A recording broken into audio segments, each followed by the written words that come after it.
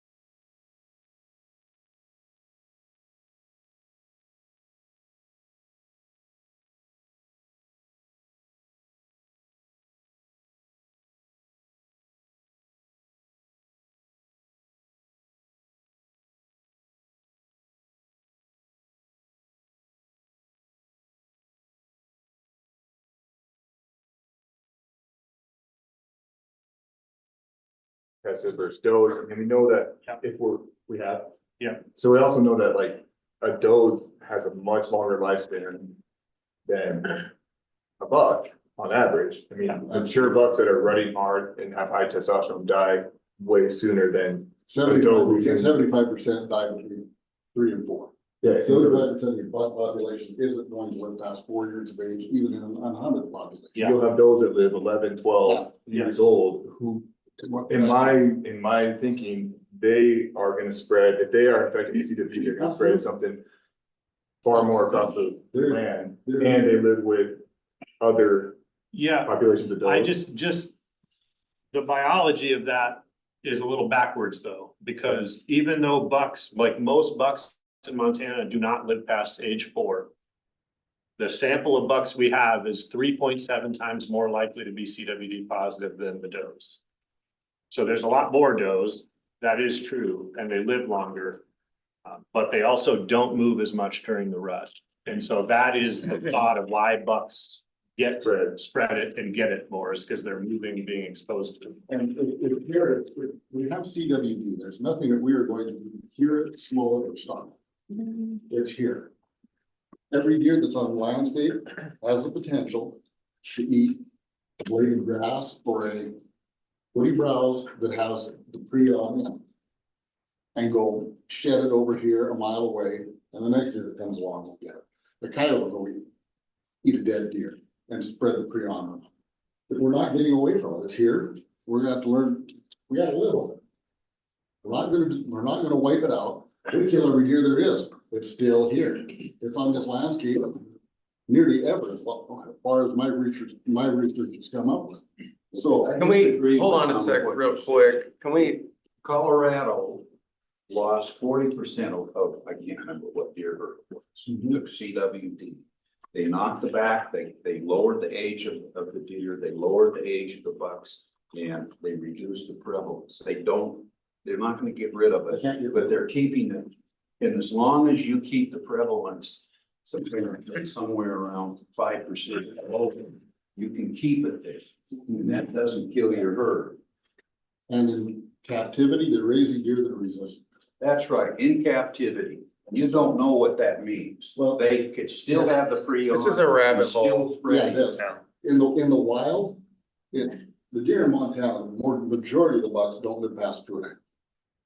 Check station data will show you 2.5 is about the average age of a Montana buck. Down where we're at in southeast Montana, there's enough private land. You can shoot a 5.5 to 6.5 year old average. Deer with CWD, I might have seen one in the last 20 years in southeast Montana. Might have. I don't know if that's what the deer had or not. Deer in 20 years. And we have a 5.5 to 6.5 year old average on the bucks we kill. Joel, did you have some? Yeah, I mean, I appreciate Rick's concern about CWD. I'm concerned about it as well. I mean, first off, I don't think anybody's trying to create trophy units. And so I think it's important that when we talk about wanting to have a couple bucks in these units that are over 2.5, like that's not a trophy unit. And so I don't think anybody's trying to do that here. I also think, I think I'm concerned about CWD too, and I understand the management strategies that are being employed to address it. I also think that, I think it's fine for us to acknowledge that there may be trade-offs between CWD management and increasing age structure. Like I'm fine acknowledging that, and the green there had maybe adjusted a little. I think the rest of it is a big rabbit hole for us that's gonna be hard to get everybody in agreement on. Yeah, I'm gonna to go on something Ian said. Mature bucks are not necessarily trophy bucks. So if you have a season that targets trophy bucks, you may be losing some on still mature bucks. Correct me if I'm wrong, Justin, but I think what Waffle recommended was reducing bucks by 20 does per 100, or 20 bucks per 100 does in areas. They also recommended hunting bucks rut and post rut, and then dispersing does on the field if it was possible. And Montana has had that management for ever. So in most western states, to Joel's point, like Colorado, the trophy area, they manage for $50 per 100 does. They're gonna try to reduce them to 30. Well, I dare say, where in Montana do we have $30? You know, per 100 does on public ground. There's no place. And you talk to the disease specialist in Alberta, and they've got buck doe ratios of 1 to 1, 80 to 100 common in Alberta. And I talked to him, and he says, we're not jacking with them. He said, we might drop it down $20 per 100 does. Where in Montana, we have a 1 to 1 buck doe ratio. I mean, and so we already have a minimal buck doe ratio by what other states would have. And so we have done everything inadvertently to stop the spread of CWD and We're still out. Can we frame this in a way that folks can agree? Like Rick, I'm fine, like in certain places, if there's high prevalence and having some additional opportunity to whack them down. In addition to having earlier seasons for the most part, I just wonder if there's a way we could write this so that everybody's comfortable with it. Here's What we propose is that green part, period. But just the I'd like green to take sections. out all the specifics you guys put in about hunting during the rut and. I think that stuff's precise though. It's not. That's pretty precise, what I've suggested. But here's what happened in Saskatchewan, where they tried to What's that? eradicate. Where they tried to eradicate CWD by wiping out the deer herd. They've now got a 92 or 4% prevalence of CWD in what's left. Can we also, I think in our little breakout group yesterday, we kind of came to the conclusion that we also have a separate CWD management plan within the state. And that is gonna override any management decisions. So if we are asking for increased age structure and the CWD plan is gonna override that in cases where it's needed. So I think, I mean, I agree with you. I would like to see that the green sentence. I can agree with that. And also in the back of my mind, I'm recognizing that we're not working on the CWD management. Right. But when I wrote that, where I said, see all the dots and such management actions, there were Okay. specific management actions listed. And I think if we're gonna take out the rest of what I wrote, we need to take out those specific management plans or actions. Which one though? All the yellow? Talking about the include rut. But that's Right. just saying that those are drivers of buck age. No, there's a section in there that described how you were gonna do it.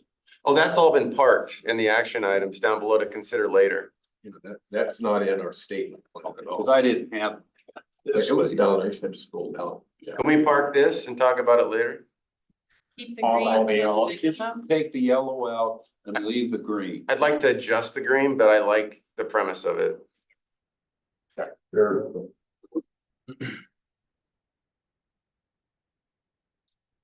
I think Mike made a good point though. It's like, we can say it's a potential problem, but again, we don't have, that's not what we're here to say. I think that's a good point. It sounds like CWD management overrides anything that the state has right now anyway, so.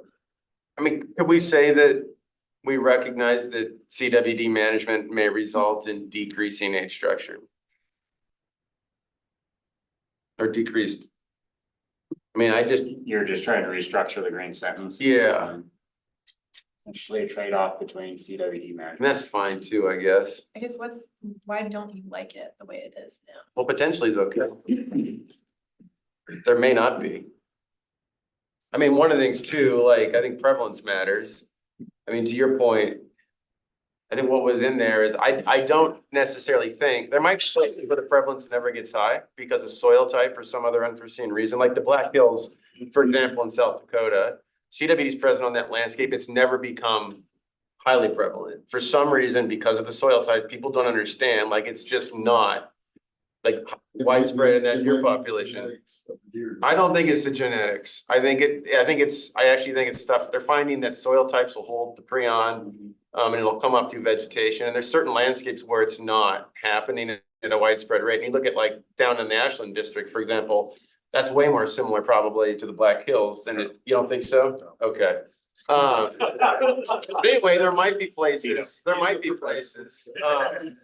where it never becomes prevalent and where having, we don't have 20, out of 100 bucks or 20 out of 100 deer having it. And so I think long-term especially, like, I think management strategies are gonna be different in different places. And so we can't have like a one-size-fits-all for CWD based on what we learn. Could I suggest just changing a couple words? Sure. Take the word is out, put may.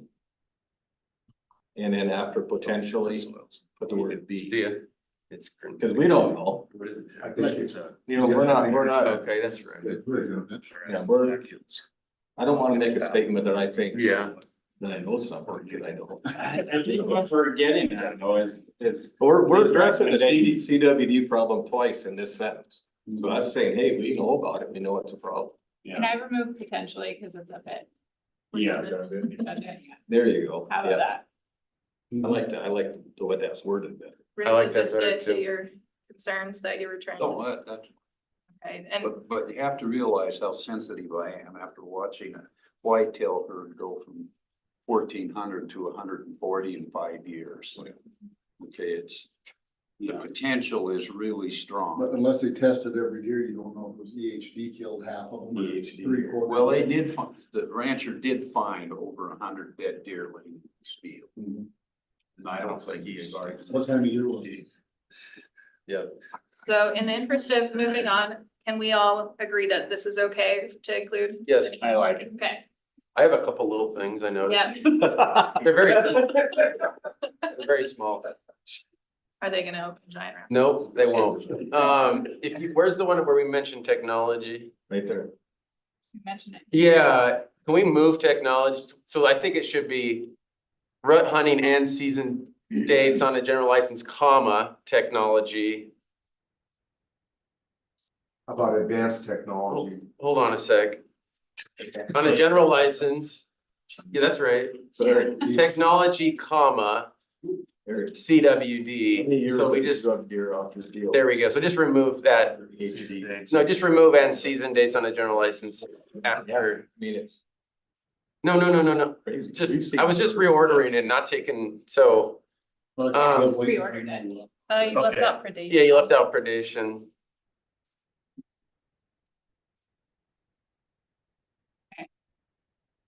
Yeah, we're looking at 2%. So that it's rut hunting and season dates. Yes. Utilizing that technology, CWD. Yes, and then when we go up to the list real quick. Should we add vehicle collisions Yes, sir. to the challenges? You live by highway too, huh?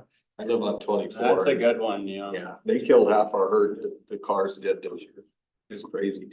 Oh, yeah, our mule on 24 taking beating. Every Yeah. morning when I go to work, I pull deer off. That's all I got, everything else is Okay. good. Anyone else have anything that you saw last night or this morning while looking over the statement? Hearing nothing. I was thinking about hunter pressure. I don't know if that's addressed in our statement at all. I know we've talked about it but I in our statement, I really couldn't find it in there. Distribution, do you see that distribution doesn't cover it? Hunter distributions. Well, sort of, but I mean, Pressure and distribution, would that work? I think the word pressure needs to be in there. Mhm. We were just Yeah, overcrowding, something that's. Or, yeah, something to do with that, because I believe that's one of the reasons we have larger mule deer bucks is because they all get shot before they get old enough to mute. Also, hunter efficacy's gone up. Yeah, I did record that word twice from the public comments yesterday too, so I agree, it's probably worth having. Does that work or do we need to? It's say addressed anyways. I'm good. anything else? Talking about some of the public comment yesterday, the other thing was non-residents popped up. A few times. That's not a lot, but just in general, talking to people too. You know, I mean, is the hunter pressure and distribution including the non-resident? I mean, I think that covers it. Yeah, but does it have to be We need to stated? spell it out. Yeah, Wouldn't hurt to be in We there. say overall hunter pressure and distribution. It could honestly be its own, bullet item, because it truly is It's a big I mean, problem. that, when you look at a total number of buck hunters of 24,000-ish, and that results in 50+%, or 45% in region 6 and 55% of the harvest in region 7, like that is a major driver, a large reason why people are at this meeting. Yeah. Bringing this up, And is that a concern about the declining population? Is that So, fit But there? Yeah. especially in her region. The two that it matters the most. You know, that we got the doe tag shut down, that'll help. it's gonna help. Oh, yeah. It's gonna help a lot. So then should we specify here that this is resident hunter pressure and distribution? I mean, if we're gonna draw the line, we gotta draw the line. If we're gonna talk about resident versus non-resident, I'm a little leery going down that line and alienating a large group of hunters. Yeah, as the distribution we want it, no, of course not, but I'm a little leery on But alienating a large. they themselves talk about themselves that way, so. I mean, I'm out amongst them and they're bitching about their colleagues from their states, or what are all these goddamn non-residents doing here? Coming from a non-resident. Are there problems with But I- resident hunter distribution? Given that 40% of people hunting in some of these eastern units are non-residents? I would say so. Everybody in Kalispell besides Ian and I pretty much have. Well, we have resident hunting problems also, yeah. So what if, I agree, the ones that aren't non-residents are western. Then does it need to spell out if it's resident versus non-resident, they're both a problem? Can you just in your last bullet point say non-resident and resident Yeah. under pressure? And district, And whatever, I also don't like the idea of totally ostracizing. and then delete. But hunter pressure would still cover that. I just don't think they want the verbiage. We know they exist. about overall, including, Because in 6 and 7 both, we have resident and non-resident pressure. Yeah. It's unbelievable. Fueled by nature. Hashtag vote. Yeah, well, there's as many of those places as non-resident. And it's not only us, when I lived in North Dakota, it's the same thing. I mean, where they have permit areas, let's say they have tags, like in Little Missouri breaks. I guarantee you, 100 and Read those sentences. in North Dakota. They're coming over to hunt. Well, sorry, good. So I'm just saying, it's about makes sense. how does this look? Is this okay? Yes. Yes. I think it's good just to And give it I'll, its own space. I do too, because I think it's a big and I'll problem. frame that with a little bit of. The pressure doesn't really pick up till the 15th of November, 15th of November. We get overrun. Ahead of that, it's fine. 10 years ago, it wasn't that bad, because people weren't, you're just there to get trophy deer. But the majority of the people that come over now they want a 4-point buck. But they'll shoot a 2-pointer, just so their wife won't get it. Yeah, it's still a 4-point buck. Yeah. You're from the east. I do a lot of things I So- don't believe in. I want that. Anything else with this problem statement for now? We're not saying it's final, we'll come back to this later, but just wanna get us to the guiding principles so we have time to get started on this today. Okay.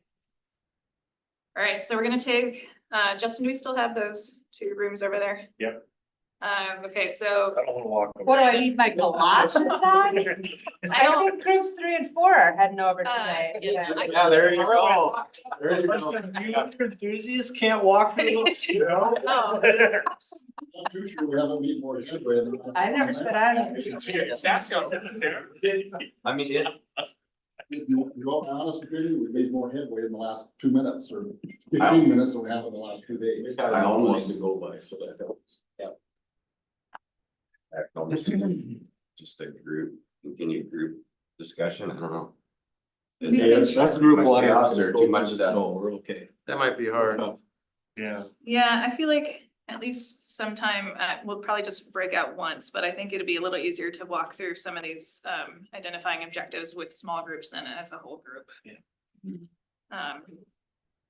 Yeah, it's serious computers here, I guess. Work your program. Yeah. We'll do it, yeah. I like our TV over there. We got. All right. Yeah, I know you do. So we'll just stick with the same groups as yesterday, I think, just to keep this easy. So Sites yet, but we're doing. easy. Let's come back at Perfect to start, so why? 9:40. Is that sound okay? Enough time over there, just I couldn't. 9:40. Does that sound okay for time to get back? Yeah, it'll take an extra 20 minutes to walk over. Yeah, so there. you have.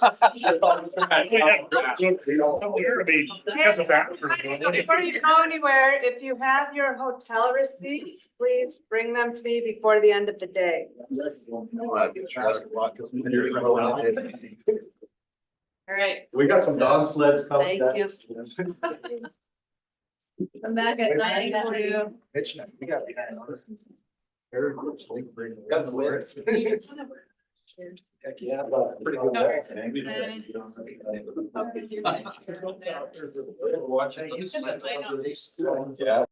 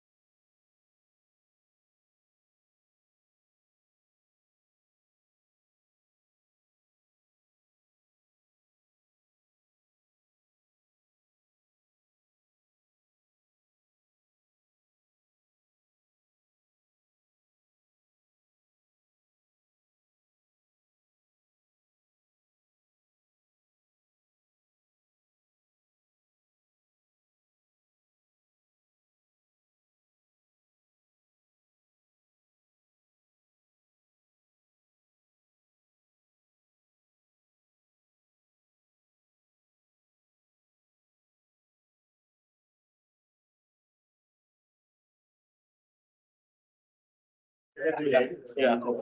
Maybe the best collection. Yes. Sorry, no problem, you're okay. I've been told it was the best. We have just an hour left before our public comment opens, so we're gonna take a look at each group's objectives that they came up with, guiding principles. This is group one, so take a minute to read that.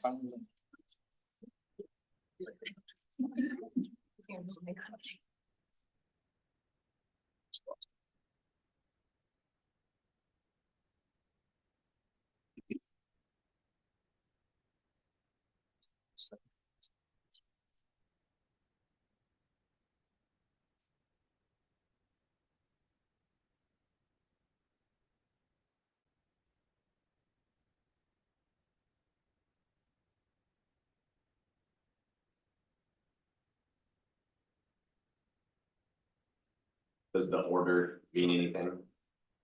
In general, with these lists, no, and the importance of each of these objectives will vary depending on who you ask to. So FWP can play around with how they weight things in the future if you're using these to differentiate among decisions. Something that you could probably get through more public comments later on too, right, Justin? Yeah. Are we providing feedback on this or just asking questions? Questions, or we can take a look at all these and then think about whether we want to start throwing some onto a combined list. Hannah has that ready to add to it. Once we look at these, So I guess, I mean, if we can add in some of the, like, these are all, you know, similar items to what we talked about. I guess as far as order, you know, kind of order operations, whatever, like to me, number 3, if you match mule deer density to carrying capacity, then all of a sudden, number 1, decreasing the number of licenses issued and some of those other things becomes a lot more of a moot point. If we stick with status quo, then yeah, number 1 is where it's supposed to be. But if the department's willing to dive into what are your limiting factors and how we can actually get back if we can, you know, Carrying capacity, we can have a lot of licenses. I agree Right. 100% with you. So, I mean, I guess I feel like out of this, I don't want to put words in people's mouth, but I think everybody here would be most excited if the amount of available resource went up and a lot of these other things, you know, go away. But if the department is unwilling to dive in, look at root causes, fund science to analyze what are the limiting factors, and then actually make the recommendations and put money into the habitat enhancement, address predators where predators are an actual issue. If we don't go that route, then number 1 is what we're gonna have to do. We're gonna have to divvy things up and we're gonna piss off the whole state. And we don't even have to fund the study. We know what's curbing our mule deer numbers at the moment. It's predators and hunting pressure. The hunting pressure, we can do something about easily. The predator thing is a much more difficult thing to attack because it's so huge. And Rod can tell us what, Wyoming or Utah, with the predator study here that we just had. Utah. Yeah. What they did with the predator study shows that most of our mule deer are getting eaten by coyotes. And there's no different in Utah than it is here. We got lots of coyotes. We don't have very many mule deer. You don't have to be very smart to figure this out. Most of our fawns are getting. Most of our fawns are like Coyotes. Fawn. Lions are taking this. and like lions are killing our adults. So, Ian, are you saying we should just reorder this? Well, I guess if the order means anything, Mhm. I feel like 3 is more important than number 1. Number 1 is very important if we stick with status quo. Mhm. Well, and weren't we supposed to, on that one diagram, weren't we supposed to optimize one and minimize the other one? And if we're gonna optimize anything that we do, it's going to be increase in mule deer populations to capacity on the landscape. Before we start wordsmithing, can we maybe go through all of them? yeah, that's my recommendation. And then we can build a list together that talks about like the group as a whole. If this is true, like wants to see stabilize or increasing Was there- mule deer populations. Below 4? No. No, okay. So I'm gonna go to the next one. What was that Could we get these printed out again, so we just have them, Um, is that possible? I can email them all to you all. I later. can, Not I everyone can has print computer, too. though. Oh, you want them right now, you mean? No. Just if we had them in front They're of us. nice to look at, but it's, It's not necessary. Is that good too? Yes. That's nice, looking good. That would be awesome. Man, I formatted it so we could fit. Can you rewrite that without the? Secretary, how dare you? Swear. Secretary, what is it, 50? Get out of here. A lot of these are gonna be exactly the same, just worded. Sure. That's great. It's good. That's the idea. Yeah, so kind of think about as you see this, if one of these, it would be a good template again to throw into a shared document and then add.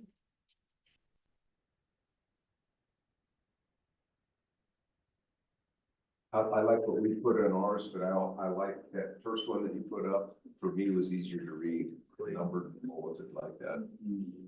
We have a Yeah. professional in ours too. Because we have like a We'll keep our. pretty good You secretary. have a really great secretary in Third One, clearly.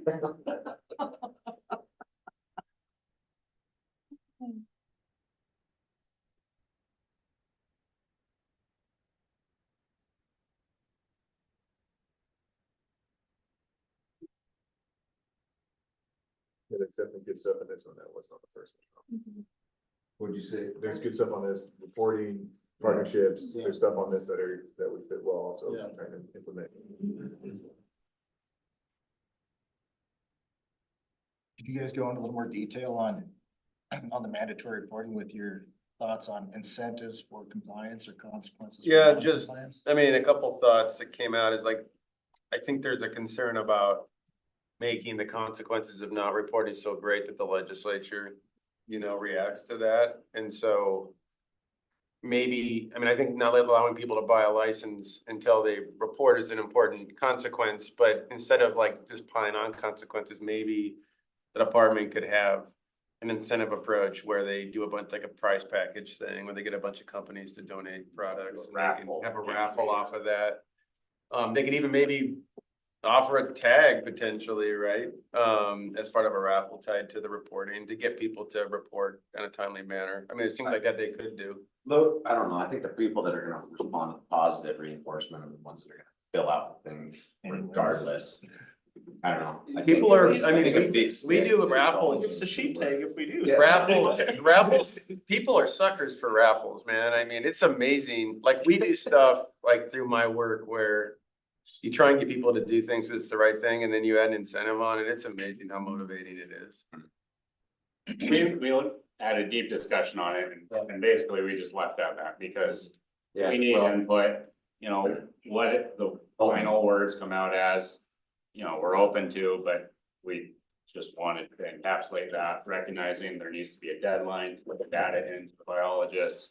Yep. And how we interact with the public on that. That's right. What's fairly emphatic that we should have mandatory reporting. I know the department made a pretty passionately about it being great data, but we like the idea of the 20%. So the other Right. thing is, It's so easy to do. I mean, Seemingly. even cavemen. Without it, none of the rest of it is manageable. and the other Should thing be- with that should is be a the no-brainer. timeline, the 2 weeks after the general.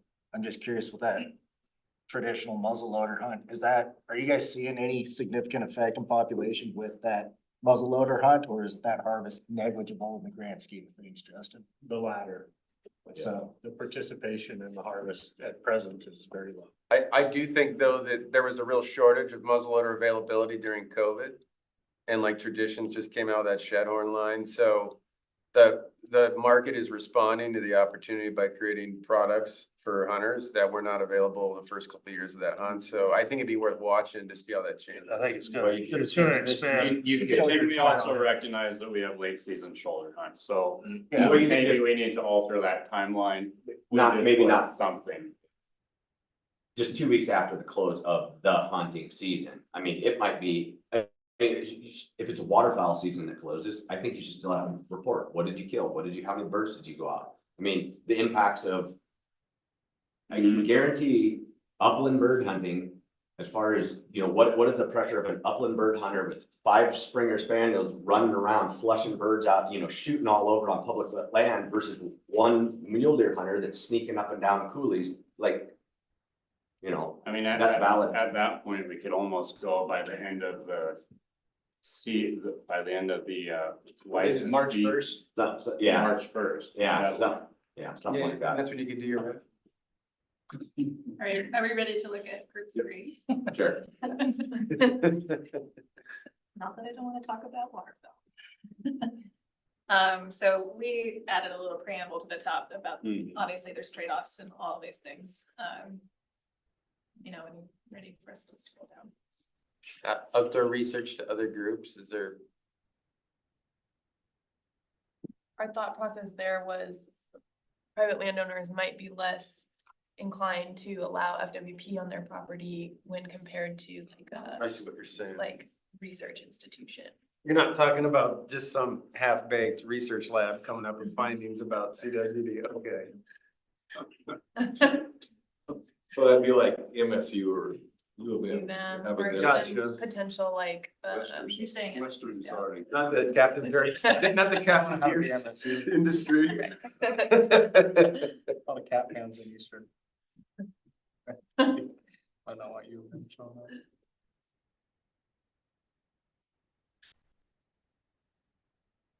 It's cool to see the similarities. Yep. Let's scroll down to. Yeah. Thanks.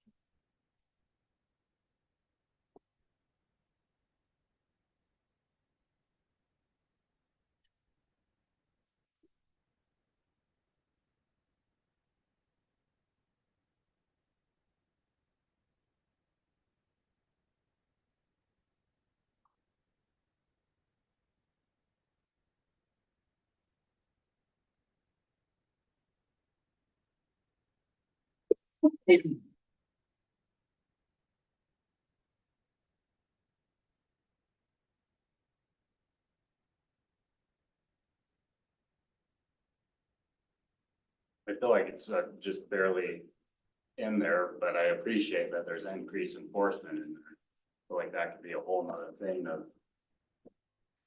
asking for funding for enforcement and retention and that whole line of thinking, but I appreciate to see it in here. Probably the hardest thing of all is Yeah, that line. yeah.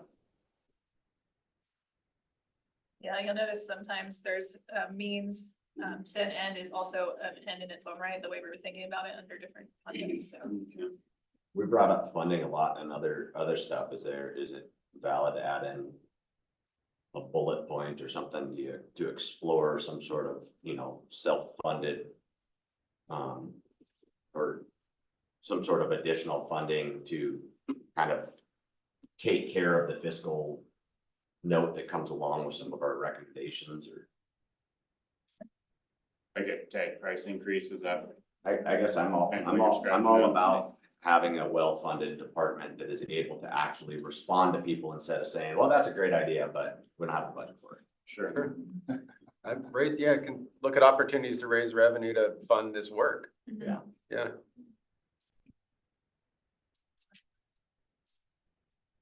What's it cost to put in for a limited entry? And $10. that just applies, you mean? I don't ever bid. Yeah, no, I just push the button, it's the same. Yeah. I love that button. You could have a mule deer. Is there like a little $3 information fee out for there every that mule will deer show license that percentage of pays for general research and license holders and how many? So like warm fishing stand. Limited entry Yeah. You areas? could also add in like. I can get the total number of people that applied for limited entry. I think Versus I the could- general takes. How many I guess people release use that? I every thought year, about that, doesn't but Yeah, Emily's got all of that. popular. Yeah. You can also do like an opt-in. I was just curious if you had kind of a Donate your refund. ballpark. Right. number, maybe. I bet that's on. It's not popular, That's right. but, like, You have the Some would be basement good. ones and You're right. all brands that you look like.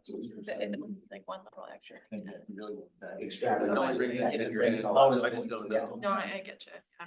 All right, are you ready to look at group 4? I'm just thinking about an extra source of development, because if you increase that. Here's group 4. increase more limited entry areas across the state. And they have been kind of using that money, but that's for 5 block. Because nowadays it's a Mule there. They didn't have image. That's the focus.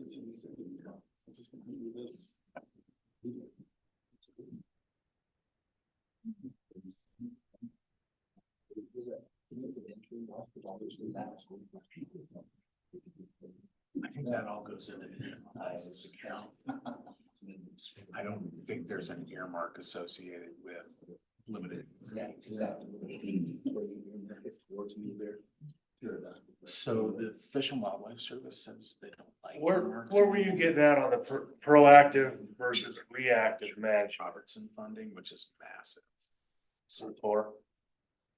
I don't know, I mean, I guess we did see a response, but I mean, you have a hard winter, whatever. I mean, there was other states that, you know, I think our department is doing it, but boy, it goes a long way when I get an email from Wyoming that when the winter isn't even over yet and they have already cut all doe tags, they have reduced antler harvest quotas, whatever. I mean, it's just like they're on top of it. And it's like, we're waiting, you know. And we're 2 years later. Yeah. And North Dakota gives refunds. I mean, if they see something coming, they'll stop it right there and they'll give you the option of a refund. Let's put There's no like, hey, the hunters have to come to the department and say, boy, we really think you should reduce. I mean, they've done it before. We talked about that in our group as well, and I think it's right, because one thing I worry about is like, there are times when antlerless harvest makes sense, right?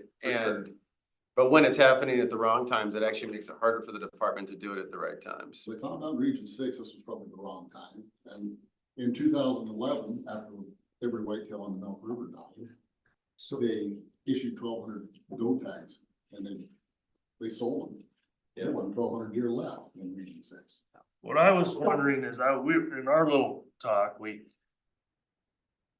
about the adaptive management where FWP is cutting off the highs instead of to reduce the lows. We were kind of wondering if that might be really nice for hunters and maybe not so good for the deer. Because deer evolved with the highs, or am I not too wrong there, Justin? I would assume so. Yeah, they evolved with the highs. And when you cut off the highs, we were talking about how we can't get deer to relocate. They may need those high populations to force them to disperse. I was also thinking about our grazing plans with cattle. And if you were to graze even at moderate levels, season long or same time, year after year after year, you start losing your most valuable plant because that's the ones the cattle target. And the problem is the grasslands didn't evolve with that type of grazing because when, you know, buffalo moved or whatever. So to get back the green needle and the big blue stem in our country, you have to go to a rest rotation type system or a rotation type system. If we're cutting off the highs and cutting out the lows, we could be doing something that our plant community didn't evolve with. So I think that's a really important point. We had a very similar discussion in our group. Can you phrase that into Okay, what I'm saying is I wonder if FWP shouldn't reevaluate adaptive management and understand if it's the best way going forward, or if we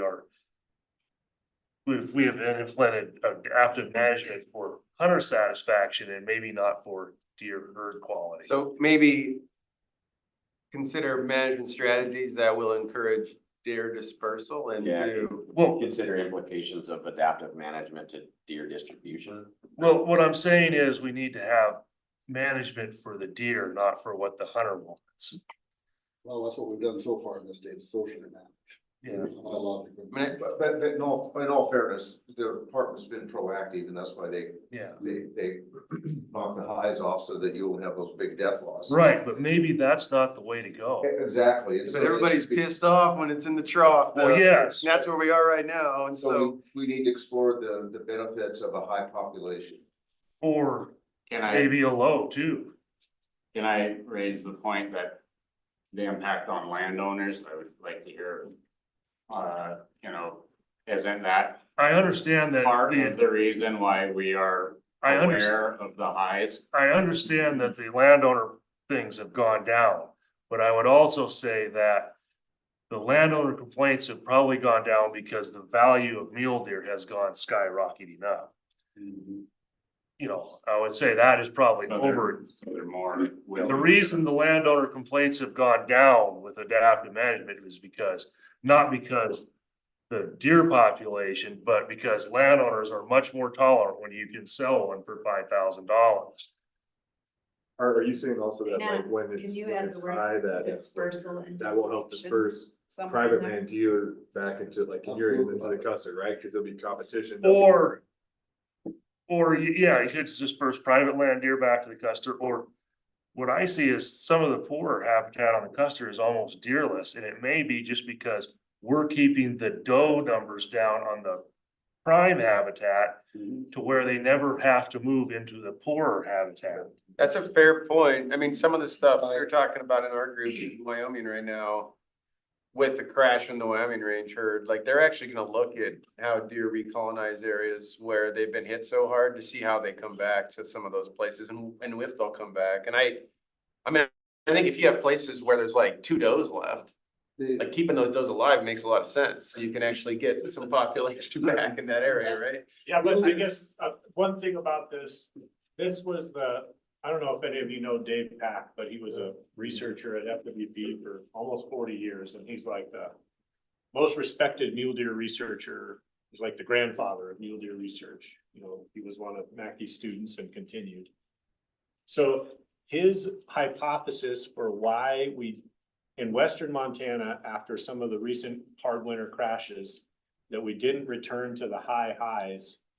If we got to a peak, but it was never as high as before, was that the long distance migrants were hit hardest. And that segment of the population never came back. It was like it was lost. But that is conjecture. We never had data. So all of this is a hypothesis about what would happen. Right. We just don't know how it would happen. We agree. Yeah, and think of mule deer as being a really big prairie dog.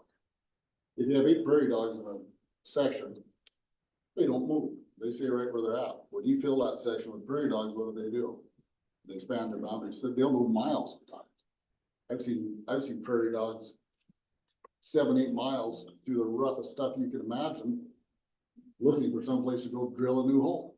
Well, mule deer are no different. When you fill up a section of private land with mule deer, you start out with 2, well, pretty quick, in 5 years, you got 72 there. They're gonna expand, they're gonna move. Some of them have to leave. Yeah, Nature's way. seen it with the Wilkes herd. Yeah. Dustin, is it worth adding this question to research department? It gets hard, like the further away from, if we knew this, what would we do with it?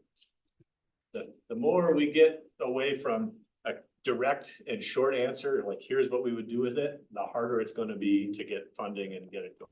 That's fair. I just wonder if you could have like subunit doe harvest, to try and keep it out of places and stuff.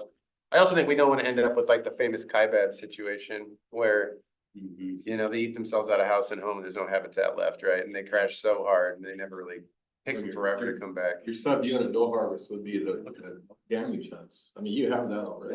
Yeah, with the doe thing in region 6 and 7 has kind of been handled with the more being taken on private land now. Yeah, that makes. If we have mule deer does on public land, Oh, does really? it not stand to reason that we will also have bucks going to public land, service those does? I mean, this is not nearly as complicated as what most people want to make.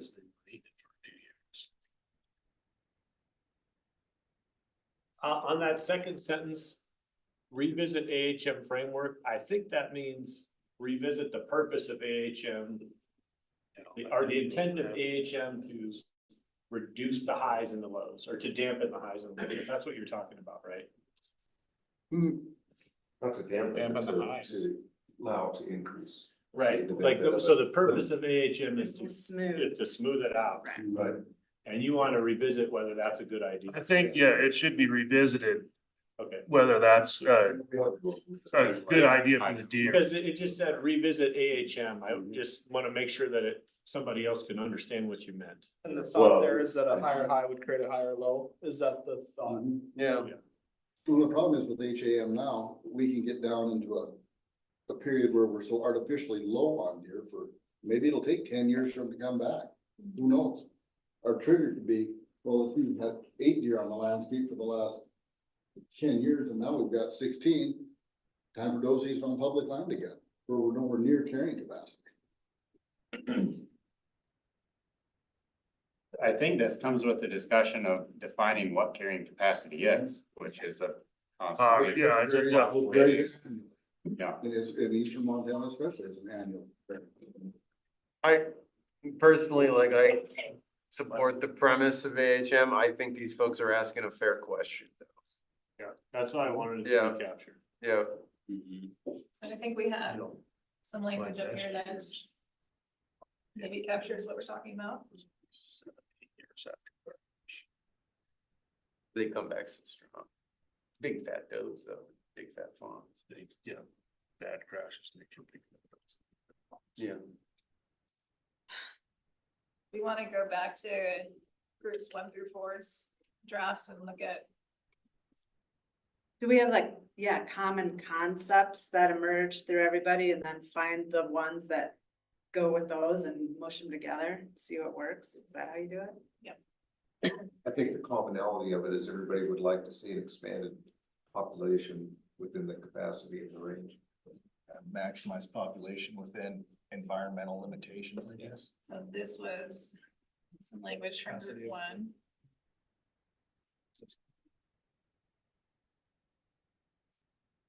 So I have the numbers you asked for, Bill. Okay. It's still relevant.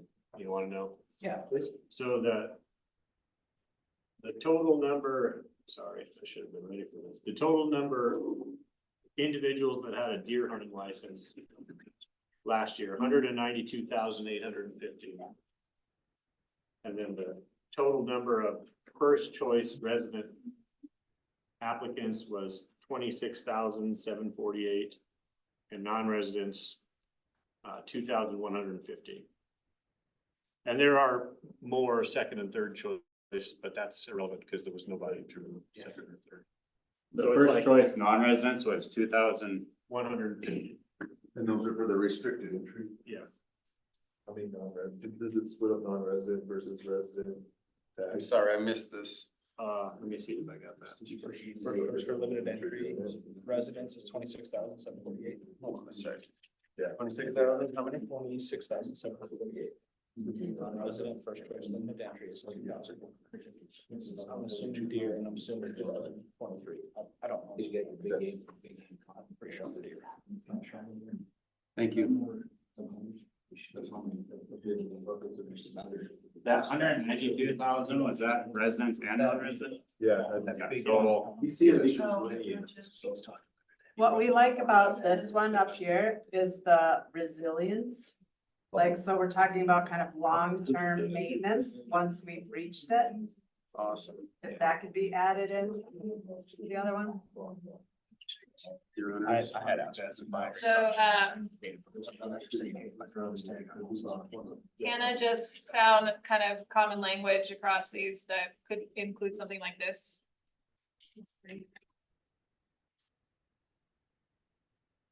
Under 18. Increase and maintain population resilience. Yeah, still. Or maximize population versus range.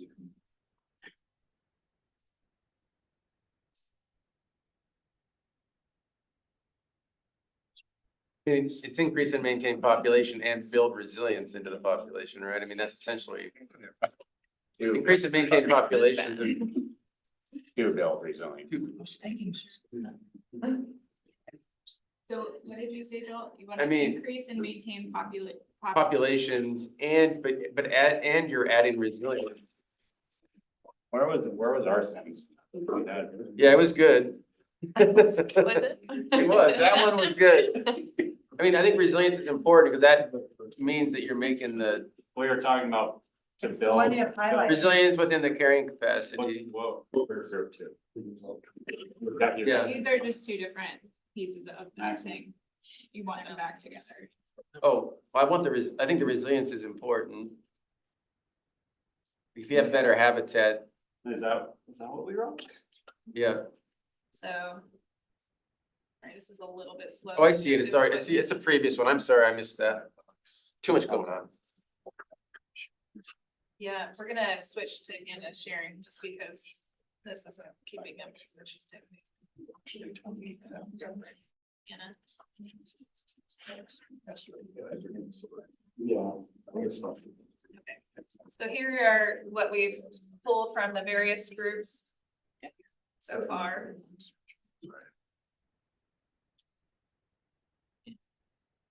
You. Right, so try the group 2 sentence in its entirety, and maybe a lot of that is captured.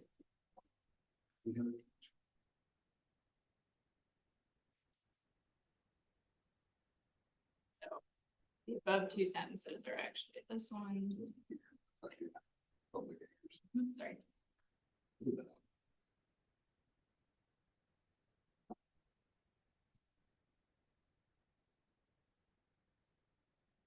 And maybe you could change like with respect to carrying capacity, maybe sounds better.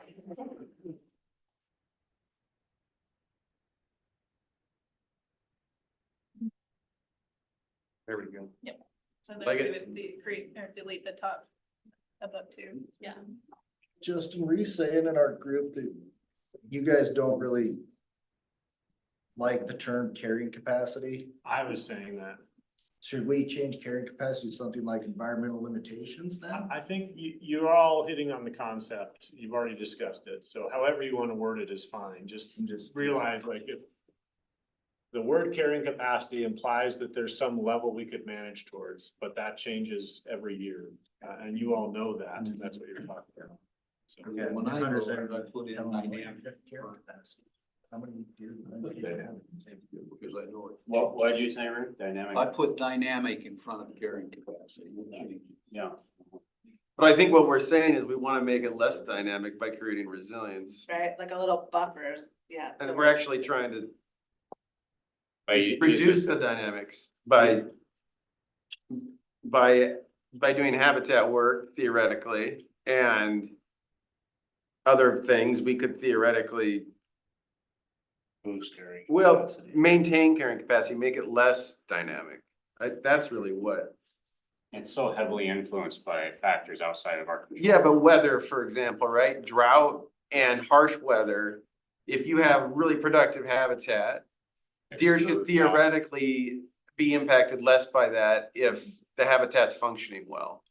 That's what, and so your carrying capacity should be less dynamic. Yeah. So that's really what I get what you're saying. we're saying, and so I guess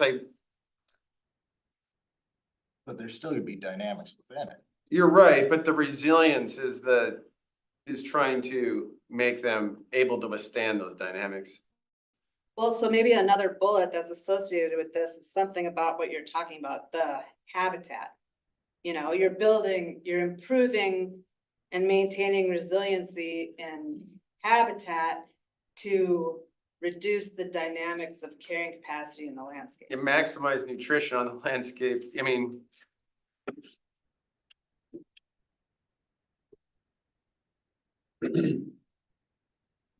Or minimize the dynamics of extreme weather, right?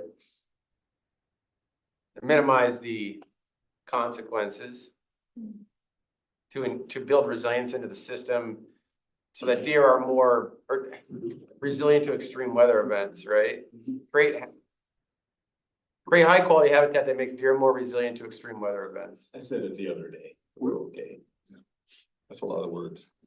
In all honesty, the department's doing that right now. I mean, because if you keep the population low objectives by a lot, you've maintained your habitat. But I think in like region 1 and region 2, there's more that can be done there. Yeah. that. I guess it kind of is, I would put extreme weather events. Below objectives in region. It's just a different way of expressing it, but Yeah, but our objectives vary from plus 25 to minus Right. 25%. What's the next So we can concept? Decrease my 25% every year and still hit. the Could objective. we cross out the weather events and just put conditions? But there's a lot more that goes into Yeah, this it's more than just than weather. just the weather. Sure. I mean, mostly in our country, there's, you know, it's cattle grazing, there's all kinds of things. sure, sounds good. So Our grasshoppers. one thing we can't do anything about is the weather. So, but we can. Build resiliency. So they can handle the weather. They don't all tip over. Even the weather service can't have the weather. So, Yeah, right. but they can be running all the time. Still be right. Do we add in the predation thing? Oh, where are we at now? We're looking at. Yeah, just looking for Pretty same much the same. concepts here. So like the hunting opportunity was definitely a commonality. Do we wanna increase the hunting opportunity or maintain? Minimize the loss of while doing other things. Yeah. Something. to Minimize it. the loss of general buck hunting opportunity. Minimize the loss while improving the quality of the public land hunt. Yeah. Whether it's- That'd be it, we had a. Well, but then You're kind of isolating that one part. the discussion we had Maximize surrounding that quality. is if we're looking at building population, that means reducing doe opportunity. And so, that comes right here with that whole. So this so was- if we're also stating that we want to maximize or minimize loss to general hunting opportunity, we have to specify what that means. Instead of saying minimizing loss where it sounds gloomy and gloomy, can we say maximize potential for opportunity? Maximize retention, yeah. Sure, Max- you can put in the, Maximize potential Yeah, for. sell it a little better. yeah, I like You that. you read like, oh, these guys are gonna minimize my loss, so they're gonna take stuff away from me, whereas. Well, if they I say- think that's, Frame it in the That's positive idea. and not the negative. Makes sense. We want to reduce the amount of loss. Yeah. but the acknowledgement that we're Maximize gonna have to positive. potentially give up some. Problems negative. I would much rather read that these guys are out to maximize opportunity. But is that really realistic? Like, aren't we talking like Mike was just saying about giving up something? Somebody's gonna have to give up something. somewhere along the way. All right, so we're gonna throw some text up on the screen for you. Meanwhile, they both say the same thing. I think minimize the loss explains more of like, if we don't do this, you might actually end up in a. Worse Blah, blah, blah, blah, blah, situation. Okay, so. Maximize potential for general buck hunting opportunity and then maximize the quality of the hunt as two separate things that may entail trade-offs as FWP. Is making decisions based on your recommendations. I still like minimize the loss of general opportunity, because we're acknowledging that if we don't change anything, then we're gonna lose it all. So We want we're to acknowledging minimize. that we're gonna give up something. You're right, that maybe is gonna draw red flags, but I don't know, how do we maximize potential for general hunting opportunity while reducing Details. B tags? I don't know. That works. It kind of covers both sides of the aisle there. Give it. You want both of them? No, just pick one. Well, just. Pick one. One or the other. Worded differently.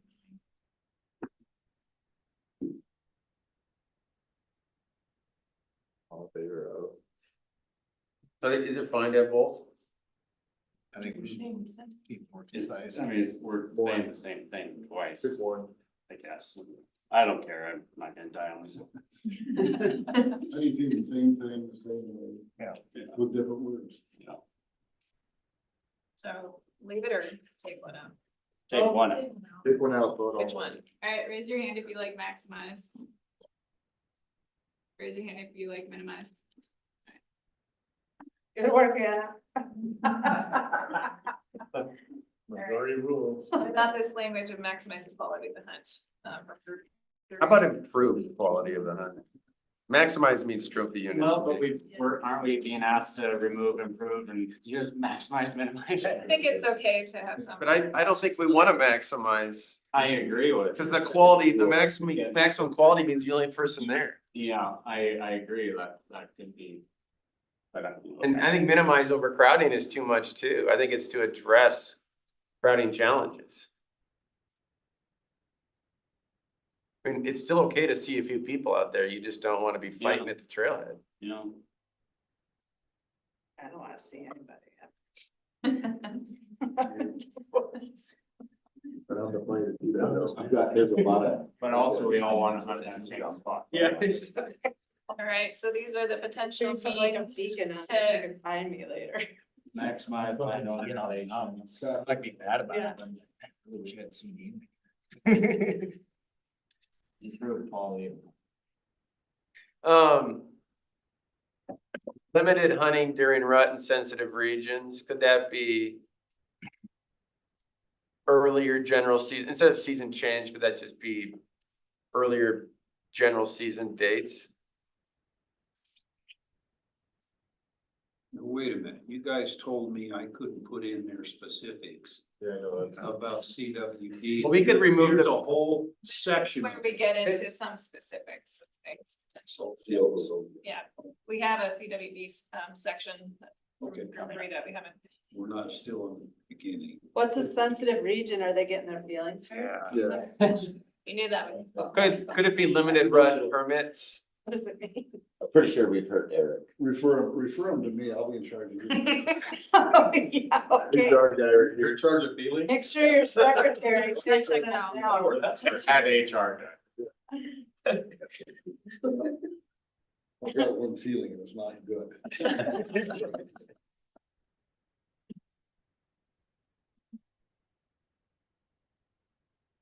Put rut in front of permits. I mean, I think the sensitive regions does. It's not sensitive, it's in areas with low, I know he's all over. you know, below carrying capacity or below objective or. But it's not about population. Right, yeah, okay, all right. So what is it? Limit,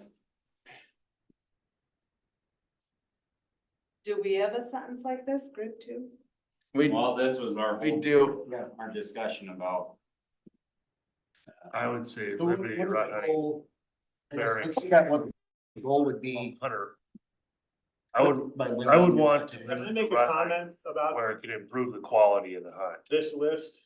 I think that is actually a mix of sub-objectives and means objectives. And the Yes. sub-objectives is really if you could clarify those, the department would have much clearer direction.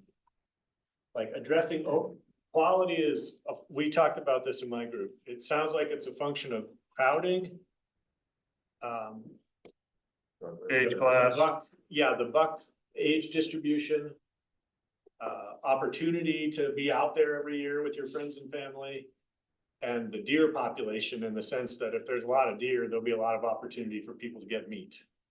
So if we could get the pieces of what quality is, and you give us direction on that, that'll be much more useful than just telling us to improve quality. Please say those items again, Justin. Yeah. Those are all good. Yeah, can you- That's why he gets paid for that. Overcrowding. There's overcrowding and Age structure. within our list, this is what we spend all of our time talking about, is what are the components of quality? Cause we did it really well. Group one, no, Was it? no, or two. Oh. Yeah, it was like the number of deer, the opportunity to hunt, age structure, and crowding. Okay. And I think you could maybe add So which, access, maybe. What you maybe? I agree with that.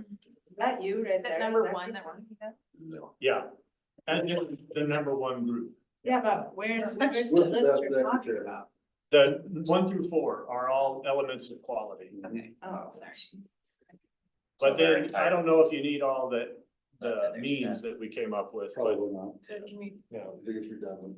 Anna's typing them, I'll show you the screen when she's done. while she's doing that, I do have the breakdown of resident, non-resident. 33,467 non-resident, 159,417 resident.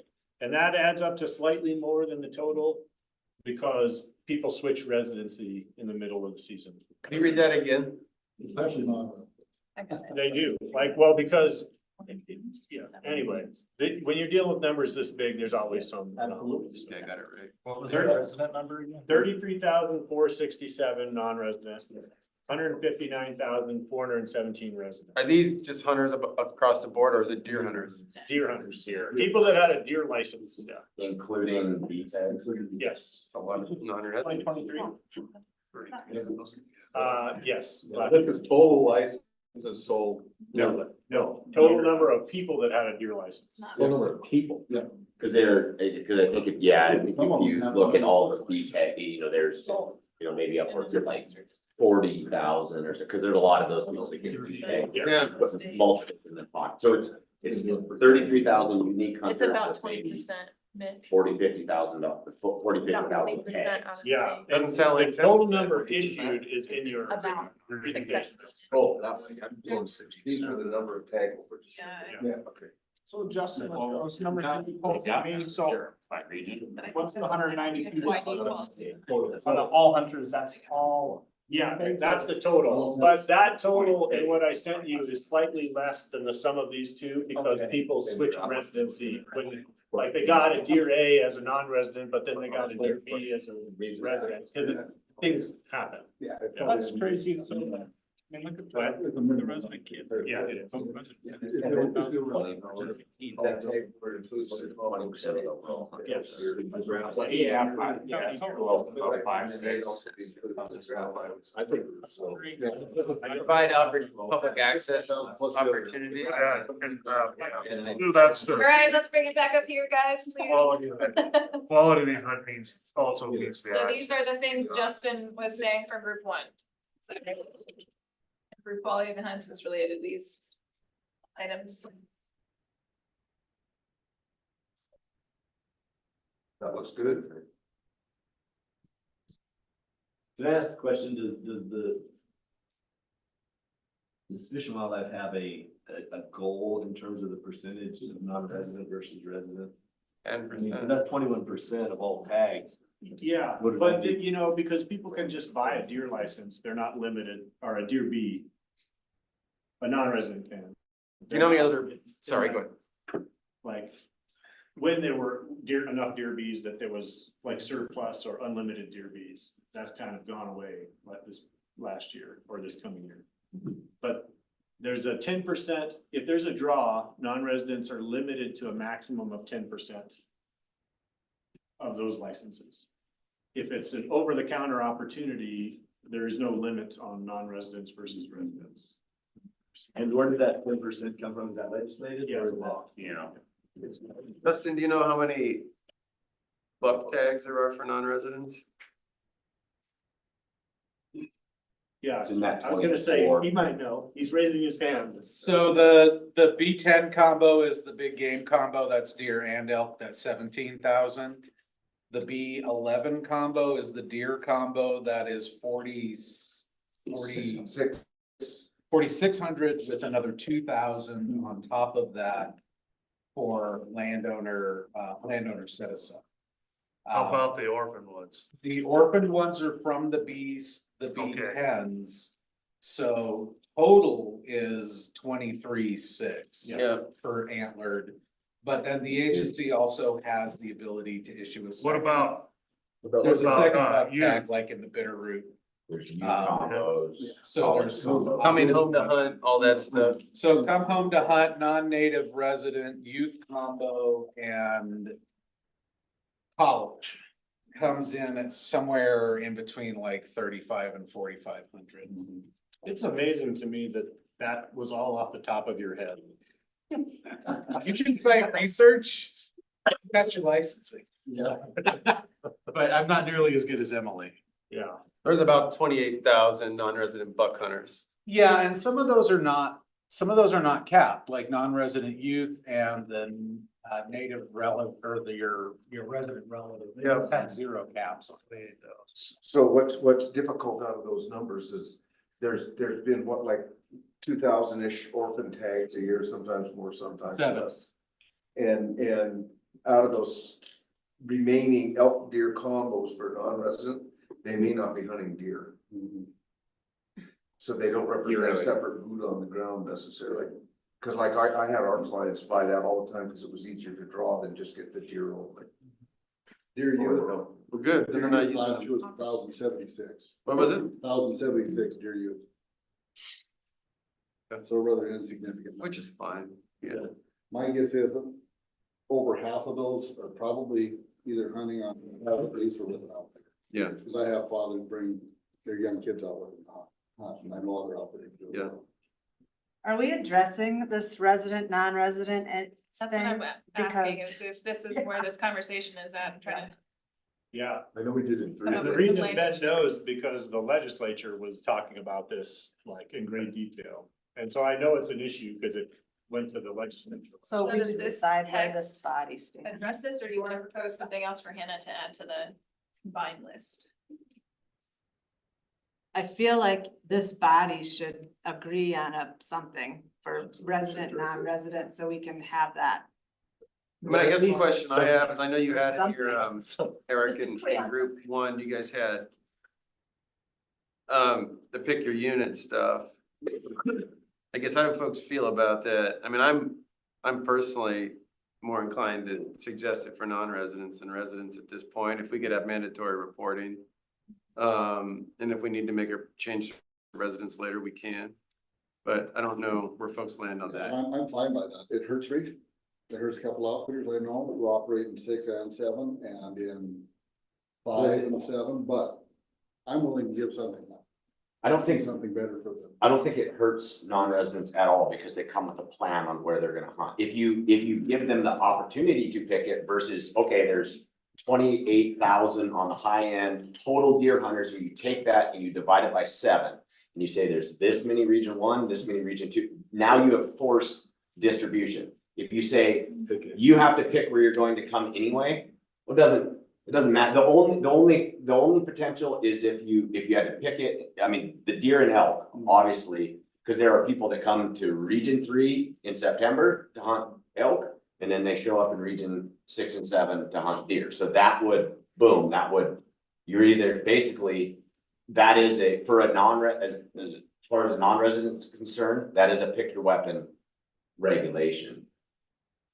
So what we're trying to do too is by picking your region, just so we get some germane data. Metrics, yeah. Metrics of where we're at, cause Yeah. we don't know. But wouldn't mandatory reporting already take care of that? We certainly know.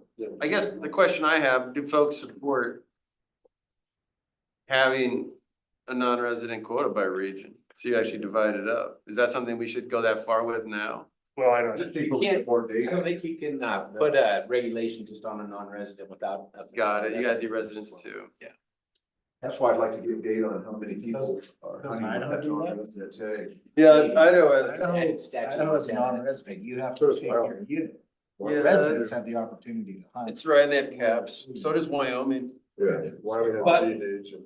The only thing I would say there is remember, those other states have different statutes than Montana. So if that's where you guys wanna go, then you need to know the licensing statutes. Yeah, we have to know the laws. You're saying we can't do that, man. If we put I, a, off the top of my head, I don't know. I think it's, Montana's a 90-10 state.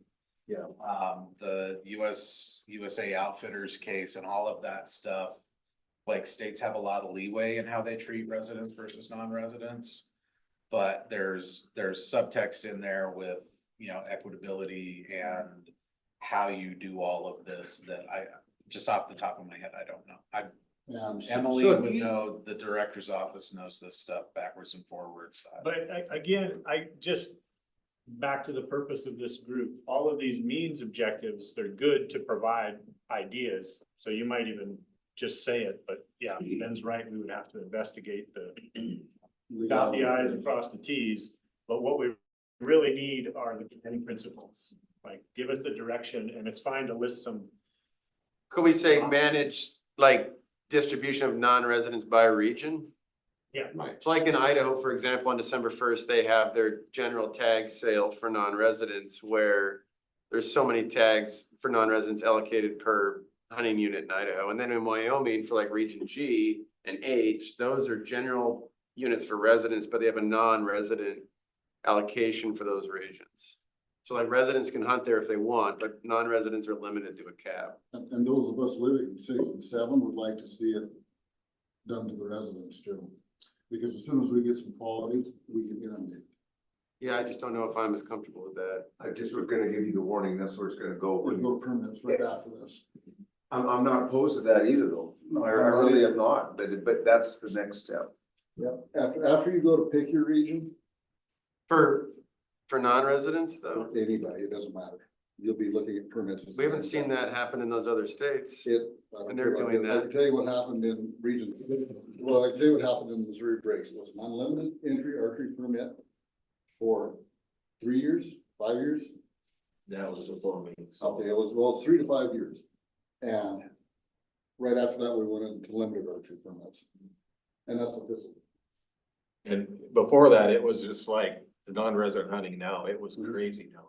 Yeah. Without them. Yeah. That's why they have to go to permit. Sure. We even talked about splitting them units in half. North and south. So north half of 6, south half of 6, just like the antelope did this year in 7. Just to further disperse them. If nothing else, just to find out where they're. Yeah, and the problem with the antelope in 7 was you have, your main push is going north of the Yellowstone River Road public land is. So that's where the fewest antelope are. So. Didn't we learn that the harvest from non-residents in like 6 and 7 is almost 50% in one of them? Yes. So It has if, to be addressed, I really do. I just, and that's coming from non-residents, I'm sure that West Side Montana residents have an impact too, but it seems like if we could put the brunt of it on non-residents. I'm not opposed to it at all, but what's gonna happen is, I mean, the imposition on a non-resident. And you still have overcrowding, what's the next logical solution? It's a resident crowding. Yeah. And then a limitation.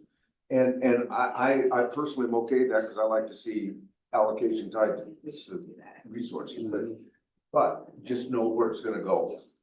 That's the unintended consequence of doing this. I guess I just don't see that path. Oh, I do. On a general take though, can you even make them select a region? Not Because Not right now. No, That's what we're trying, that kind of thing might be what they need to do. What you could do though is take the 23,600 or whatever non-residents, that the FWP could divide them up, you know, to redistribute pressure across the state. So basically, non-residents would apply for a region 6 A license or a region 7 A license or 4 or 5, you know, all those, right? And you could bring a little bit more of that pressure to the west, because I think we can handle a little more. Hey, folks, I don't know. I propose we take a break until the top of the hour when we have public comment. We only have a few folks online, so we probably won't take too much time for that, but we'll start there and then we can jump back into this and see how far we can get. Does that sound okay? Yeah. So that gives us just over 5 minutes. Probably not with the students.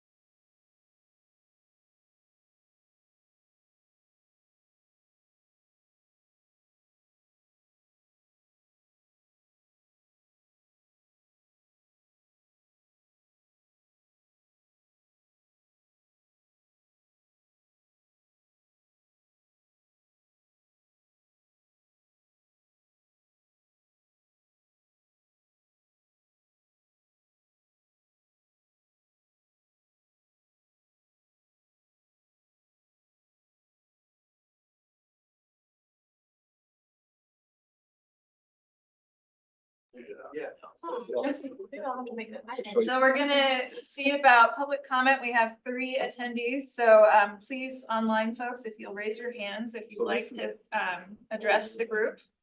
We can allow you to talk if so. Okay, Craig has raised his hand. All right, let's focus our attention up here, please. All right, Craig, please unmute yourself and you should go ahead and be allowed to talk now.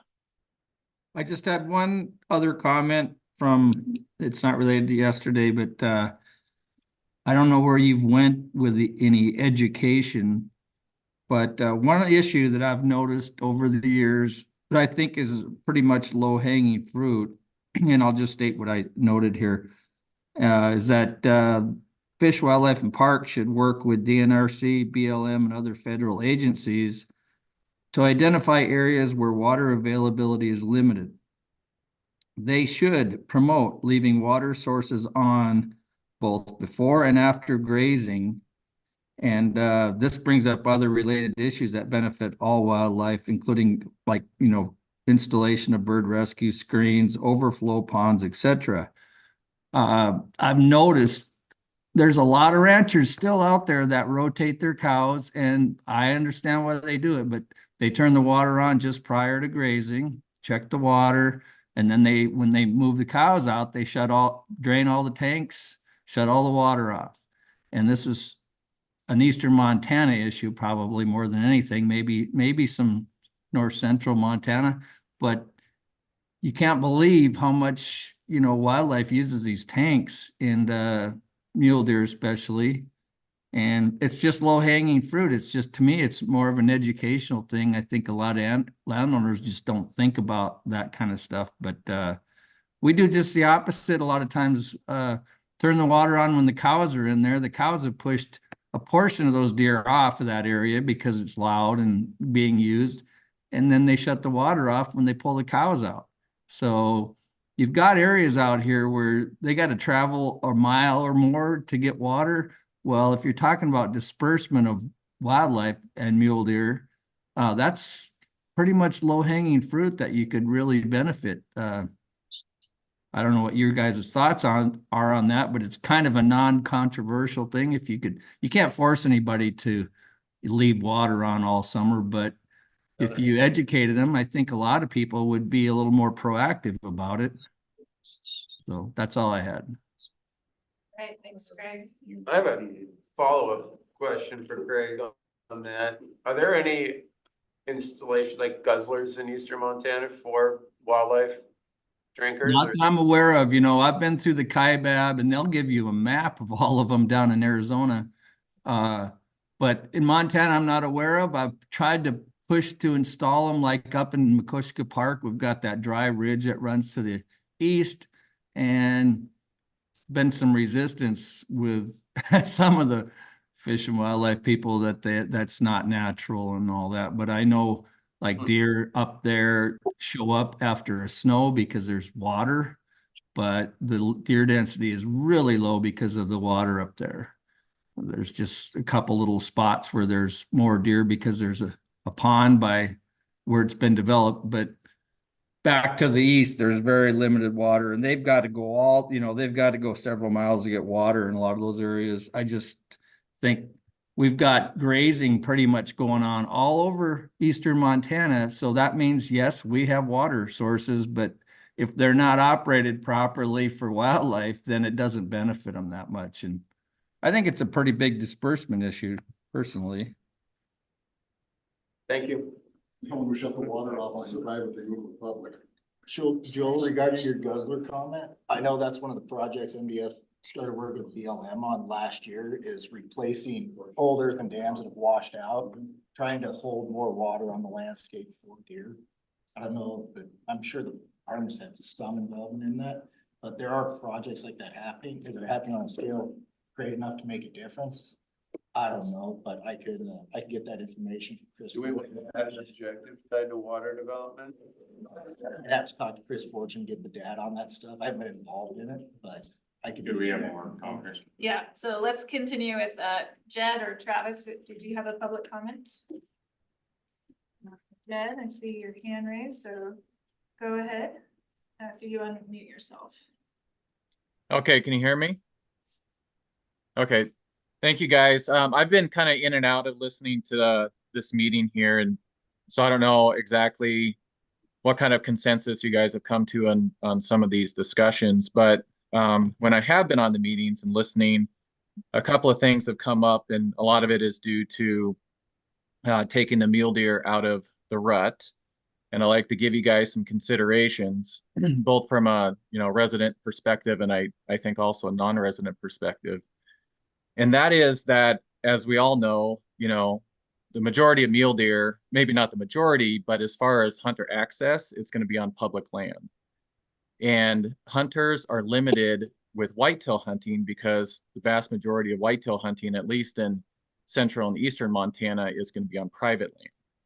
And I think if these two deer seasons are split, I think it's going to push a lot of folks to the mule deer, and it's going to hit the mule deer populations harder because those are going to be in the areas that they're going to be able to access. A lot of people don't have access to whitetail hunting, so they're going to choose mule deer. If you put the mule deer season into the time of October, where you have a lot of the smaller bucks running around with the does, I think that's going to put a lot of pressure on those bucks. And one of the reasons why I bring this up is because one of the members of your committee brought up that about 60% of hunters don't care what they shoot for bucks. And so as far as, hunters like myself, we like to save our tags for the rut so that we have a better opportunity to shoot a more mature deer.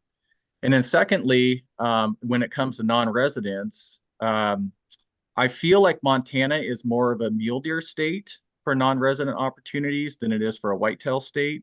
If you want to shoot big whitetails, you go to the Midwest. If you want to shoot big mule deer, you go to one of the Western states. And I think that is going to also cause non-residents to target mule deer more in Montana, again, putting the pressure on the mule deer. So I do like the route that you have been going recently and talking about limiting non-residents, maybe to pick certain districts or to limit the number of permits in those districts for mule deer.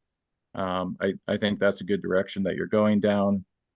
And then the other thing I wanted to bring up is in the legislature, the Montana Heritage Hunt, the muzzleloader season, there were a few considerations when placing the time and dates of that season. And one of the considerations is that they didn't want to step on the toes of the archery hunters. And then another consideration was to keep the season out of the rut. So that's why there was a 2-week break in between the end of general and the start of the heritage hunt. And then the other consideration was that because some people thought, well, we could put the hunt between archery and rifle, but that consideration was that we didn't want to place a hunt in a place where people are going to be out there in the woods blasting at deer or elk with muzzle loaders, riling up the elk populations and the deer populations for the opening of general season. It's nice that there's a 2-week period there where between archery and the start of general rifle where the animals can calm down and they can get more into their habitats and not be run all over the place. And so when you talk about moving a general season into October and budding it up potentially to an elk season, you're going to have individuals out there blasting at mule deer all over the place, riling up these elk populations before the opening of general. And I don't think that's going to make a lot of elk hunters happy. So anyway, those are just a few of my considerations right now. I'd like you to kind of consider as you guys move forward, and thank you for the time. Thanks, Jed. Guess I got a follow-up question to Jed. I guess, Jed, being on the legislature, why did the legislature feel it was necessary to jump in and mandate a muzzleloader season structure when, it kind of circumvent processes like this? And I don't know, I just don't see it. We have so much opportunity in Montana, and yet, there is a lot of, you can go out with muzzleloader any of these, or the whole rifle season. Because kind of curious on why the legislature felt it was necessary to jump in like that and mandate an additional season structure and circumvent a process like this. Yeah, I mean, I can't answer for everyone in the legislature, but what I can say is I don't think that the intent was to jump in and route a process. I am aware of multiple individuals over the years who have tried to get the commission to institute a, like a heritage type muzzleloader season, and it's failed. I mean, I know individuals that told me even back in the 90s, they were approaching the commission and trying to get something like this put into place. So it was never going to happen. But I don't think that was the main consideration. I think the main consideration was that it was an idea that came up and an idea that was learned that other states had done the same thing. And so when you have an idea in the legislature, you propose a bill and you go forward with it and see where it goes. And this one passed. Out of curiosity, I mean, a lot of the folks that I know that were the traditional, that muzzleloader hunting crowd, I mean, the whitetail opportunity was pretty big from them. Can you give us any indication of whether we could clean up in this section or this next session and maybe pull mule deer opportunity out of that traditional muzzleloader season? Because like up in Northwest Montana where I'm at, I can hop on my mountain sled, go high mark up the mountain and chase mule deer around on a snowmobile. And that's a major concern for guys up in Northwest Montana. Can we bifurcate that and just define that it is a heritage whitetail only season? In 6, we'd like to see that done too, because BLM is limited off-road travel to wheeled only vehicles, not tracked. So they can chase deer around on snowmobiles if we ever get enough snow. You guys mostly concerned across the state. Yeah, in my personal opinion, I think that should be addressed rather than taking away opportunity out of the heritage hunt. So a very easy bill would be to address travel during the hunt and to tie it to regulations during the general season. So from what I'm understanding is that there are certain roads and areas that are closed to motorized use during the general season, but all of a sudden in December, those roads are open to snowmobiles. So right. the way to do that is to address that particular issue and make sure that the law states that you can't. Yeah, but you're missing the point here. These are federal land regulations that go through a federal travel management plan and everything. You can't with the state law impact, because you're gonna have if you say, oh, now you can't use a snowmobile, you're gonna have the snowmobile community come absolutely unhinged that, oh, you can no longer snowmobile for 2 weeks because there's a heritage muzzleloader season going on. So really what needs to happen is you just need to take mule deer out of the heritage muzzleloader season. No, actually, that's not what I'm saying. What I'm saying is that you cannot use snowmobiles to pursue game. That can be a state law. So you can have people going up into these areas with snowmobiles, whether you have a season or not, they're going to be going up into these areas with snowmobiles.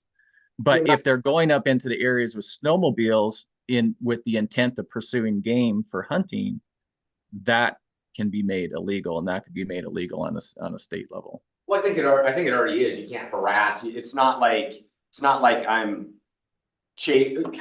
I mean, I said chasing, but you're driving a snowmobile. It's the access portion of that. It would be. There's no way that you can regulate out the access, the act of going up into this area on a snowmobile. I shut the thing off, and now I'm right in their backyard. Where I usually would have to hike up, you can, drive a snowmobile to the top of the mountain, right where the deer are. That would never be illegal. No, and it wouldn't be illegal anyway. I mean, even if there was no heritage hunt, those people could still go up there to the top of the mountain where the deer are. Exactly. It's the act of actually hunting and pursuing the deer is where it would become illegal should a law be passed like that. Jed, I appreciate your questions and all your input here. I think one of the things that people are getting at is the statutory definition of the season dates and there not being any flexibility for the department to set the dates to reduce vulnerability in certain parts of the state, and that being the real challenge. I also, as I read the statute though, it doesn't require that the muzzleloader season be general, it could be permit. So there are other ways to address it within the confines of the existing statute, but I do think the fact that it was so prescriptive with the season dates takes away the authority of the department to adjust the season dates to respond to maybe challenges that people are seeing at the local level. And I'm a muzzleloader guy. I've got a couple of them. I love the fact that there's a season. I wish the department had more flexibility. Was that a question for me? No, just a comment. Just saying, okay, yeah. Appreciate your input. Yeah, and I do think, and I'm trying to think of the statute and how it's written, but how it's written is, it's for tags that are left over from the general season as far as elk and deer.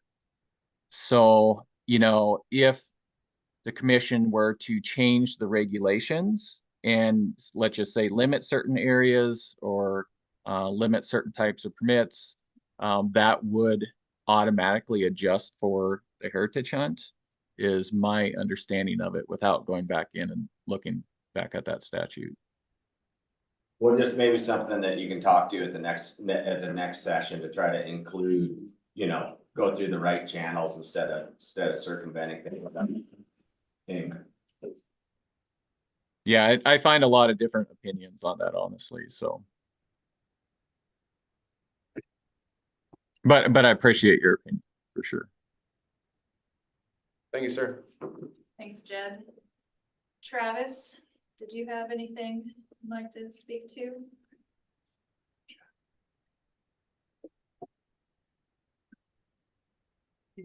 Did you? Don't see his hand raised, so. Or can you ask him to speak?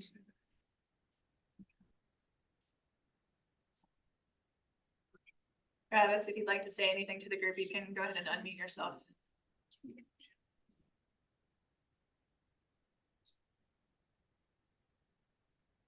All right. Well, thank you everyone for your comments. We'll return to Hannah's screen. Okay, so we have just over 30 minutes-ish till we did wrap up for today. So we were during the break taking a couple of things out of some of the different groups drafts and trying to put them in the things that we thought were missing. So maybe we could take a look at this. Yeah, so Justin, you had a question about the. Yeah, just in reading that. Can you scroll up, or is that? That's it, okay. That's the part. Maintain, maximize hunting opportunities for Montana residents. Mandatory reporting, how are those two things connected? I just didn't understand how they were connected. Because you're saying that mandatory reporting is a means to allowing hunting opportunities for Montana residents. I don't think it actually. So I think it's a separate point. Okay. That was my question. I mean, I think it'll help inform decisions made by the department, which could influence hunting opportunities, but I would see it be more about the department being proactive in their management. So I hit on this one in ours, and maybe we were looking at, I can't remember exactly what I said, but kind of as a base point, you know, establish metric system for success or failure of any recommendations that come out of this group or any potential change. Mandatory reporting would be one of those, you know, tools to evaluate success or failure. So I personally think it's a kind of its own, the metric system is kind of its own bullet point. But you did kind of get it worded close to that, I thought.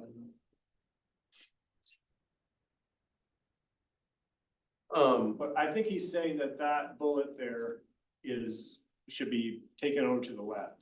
Yeah. It's not exactly related to hunting. Metrics is, yeah, and then mandatory reporting would be a sub bullet. Yeah, I think that's it.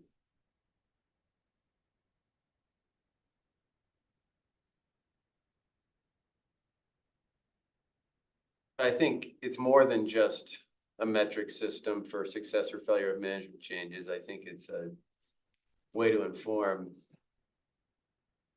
establish, increase metrics to enable the department to more proactively manage licenses and hunters, right? Would be part of why we do mandatory reporting. Yeah, to inform the distribution of residents and non-residents. Yeah, to help get a baseline. I mean, Establish it's a gonna baseline. inform us on A whole. on a lot of stuff, Yeah, like if you have 4 point, what your harvest is in terms of, you know. and all that stuff, how many days, what units, all that stuff, in a way that's. I don't think mandatory reporting should be varying as a sub point of a sub point. I agree. Just a way to get to that. So, and it can be a potential means for one thing and its own thing for other, Sure. right? So, We feel pretty important. right, so it needs to be also its own point, I guess. There you go. I think we had a good bullet on mandatory Yeah. reporting in number 2. Yeah, I feel like we had.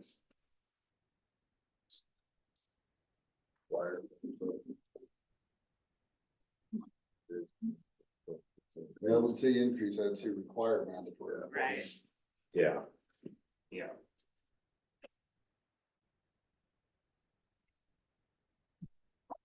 Is that something that the department can do outside of? Do you guys have the ability to require that and put a, you know, a penalty on it or set up the requirement with No, we can, outside of the legislature? the Is that- commission can, we The commi- cannot, yeah, the commission can do it.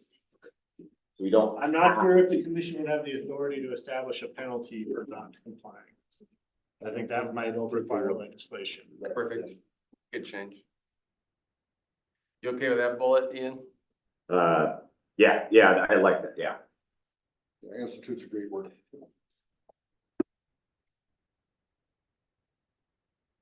And that is an action. That's what we're here for. We're all here for action. That's not a guiding principle. Yeah, what is that's a- this trying to do? Action, right.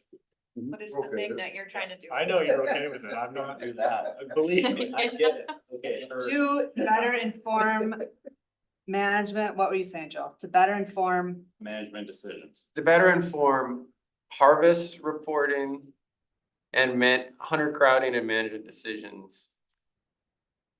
Isn't that what that above bullet says? Yeah. which, Wait, didn't you say that those two? well, maybe just use their sentence under there then, if that's what it's doing. They were back to something.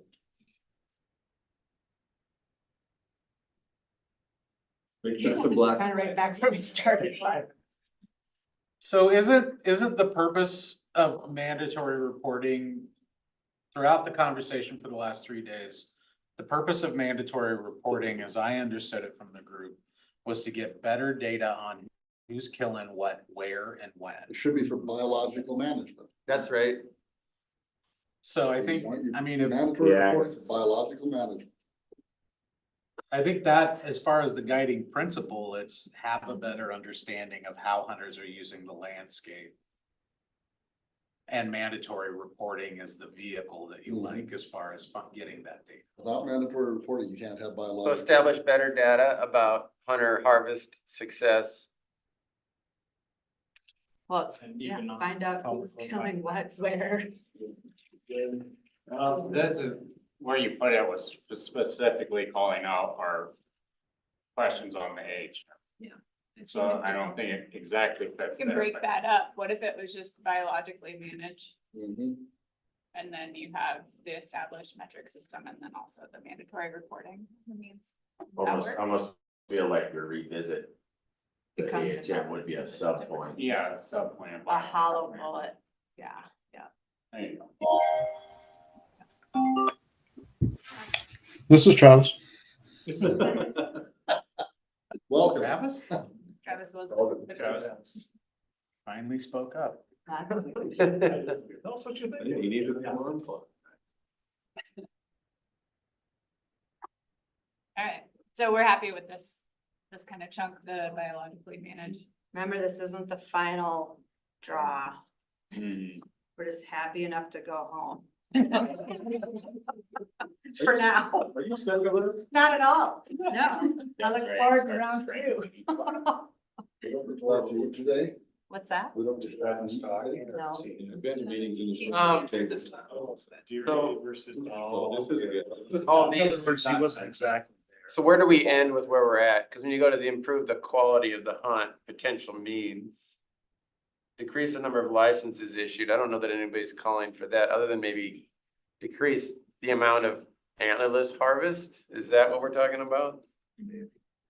This came out of group one, those things that improve improve the quality of the hunt. We grabbed the potential means from that since it hadn't been brought over yet to propose that sticks Yeah. with this. So yeah, I mean. The way it's written right now is a permit structure. Or to decrease the number of No, it's non-resident just a licenses. potential. It's something that might have to have, yeah. I don't, but I think we've been pretty clear all along that we're trying to maintain general hunting opportunity, right? And this is the opposite of that. And this is where we have trade-offs that are going to have to be weighted. So it's okay to have these conflicting objectives. I don't, Decrease the number of potential B licenses. yes, I think B licenses is fine. But if we go to capping regions, this is the next. But what they're saying is, what this kind of saying is, if we split the regions and stuff, there's 100% of licenses here. Okay, there's 80% of the deer in this spot, so each of the two regions over there might get 40%. That was where decrease the number of license issued.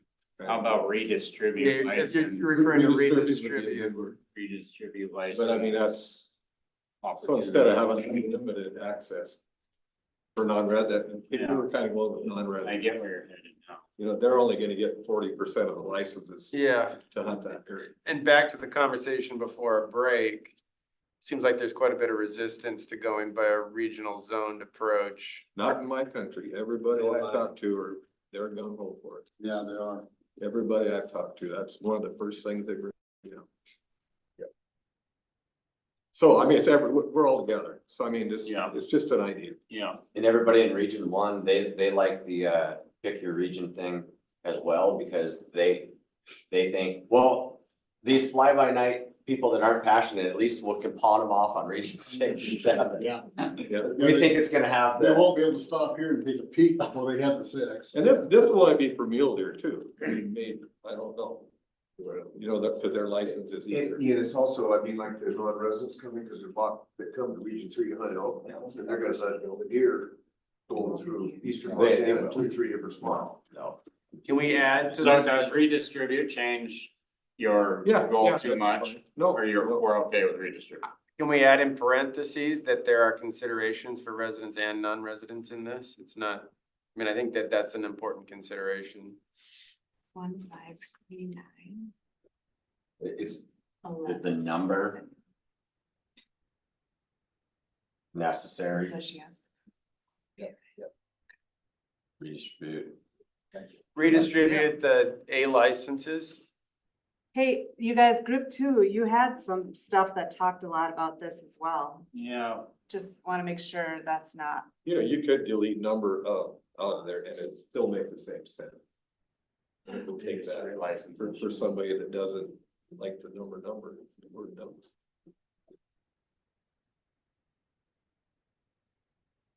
Yeah. Creative hunt opportunities that enable the use of points on limited entree while minimizing the loss of general hunting opportunities, split season, muzzle loader, heritage season. Yeah, Yeah, I did. That like in that. number 2. it's in number 2. We can drop it in and consider it, see what folks think. And this would be a means. Yeah. Mhm. I think that was kind of our thought of this redistribute licenses idea. This is about, if you move the general season earlier, you could have some permit opportunities later and during the rut that help get through these 26,000 first choice permit people, help burn some of those and create unique opportunities. I'm talking about like 15 rut tags per HD kind of thing across the state. Which create like 1,500 tags. Pretty special, high quality hunts. Yeah. And they'd be limited to that tag only, they can't. Hunt That's any right. other- Yeah. Find any other things, so We could add that to this too, limit permits to the hunting district and hunt that you've been awarded the permit. And the season. Most of it's like that. If you draw mule deer hunting, you cannot hunt mule deer in any other. That's the only hunting district. But that could be under consideration. We could reaffirm the current policy. The redistribute license is the intent from people, if you did redistribute the license based on region instead of issued? I mean, is that what everybody's getting at, that it would be a region 7, region 6? Yeah. So by region. So basically what you're saying is if you want to hunt region 6 or 7, you're not buying a general license anymore. You're buying a region 6 mule deer tag. Is this similar that you'd require hunters to Oh, region? well, yeah, I guess that's, yeah, I mean, That's different because that's not redistributing them. That's just. maybe I requiring jumped in and missed the intent of what was. Those are two different things. Okay, so the. So one of them is FWP redistributing. The other is you just have to choose. The other one is requiring hunters to choose. Maybe they could be in a same. I mean, I think there are options, right? There are different options. Yeah, I guess the top one is forcing the distribution. The latter is seeing where. people Hunter elect. choice and then tracking it. Yeah. It's stockbroker. Ready to go home. Just sold your Bitcoin. The last cow just calved and there's a price. Do we want to address predation somehow and CWD? We haven't talked about. Both of those. Before, can we go back to that real quick though, just take one last look at it. I mean, can we move the require the hunters to pick a region up to be underneath? I mean, they're all on equal footing. I know, but they're related. Do you want them in the same I line? don't, I just put them next to each other because they're kind of like, they're different options. Well, the other ones could be additive, right? So yeah. There's a lot of things to look into. That's okay. I mean, I would actually remove Eastern, so reduce the size of month Eastern. I would remove Eastern. I actually think the decision a few years ago to blow some of these units up to be huge. I know that there was some local resistance to that and by some of the biologists, and I think some of those units are a little big. Oh, yeah, a little. So maybe remove Eastern from, reduce the size of Eastern Montana hunting districts. What we were thinking of on there was just splitting them 2 districts in half. Like That was the 650. total thinking of that. That's why that was. I would remove these But like- though too. I mean, not reducing the unit sizes. Oh. Just reducing the region size and splitting them in half. If you wanna be more scientific, you put them into those PMUs where there's 5 different ecotypes that those districts are divided into. Yeah. I'd be in favor of just redoing all of the districts 7 to 5. Wow. I mean, They that would can be. do that. Yeah. Great idea, something else. Fired. That's fine for that, Jess, okay? Well. Yeah. That's how it always works. I'm gonna spread. That's a whole nother. That's a whole nother. The split of, Yeah. could the split of whitetail and mule deer be split by non-resident, so the actual allocation coming from the department is split? You could even have some that are both in like some hunting districts. I know Idaho does that, they actually have certain hunting districts where it's hunter's choice, and there's other ones where it's whitetail only. And I think that should be region specific, because if you start talking region 4 in our area, it's a non-starter blow people up and. Yeah. You won't. Okay. It would almost be a consideration for residents, non-residents, and by, I don't know, And by- region, unit. So a consideration. But that might be hard to do it by unit if we're talking about redistributing based on region. Right, so we have 20 minutes left. I'm gonna take a quick look at some of the other more fundamental objectives, since that's really what FWP needs the most. So let's see. Sure. Yes. We had a couple things from group 3. Limit CWD prevalence and spread.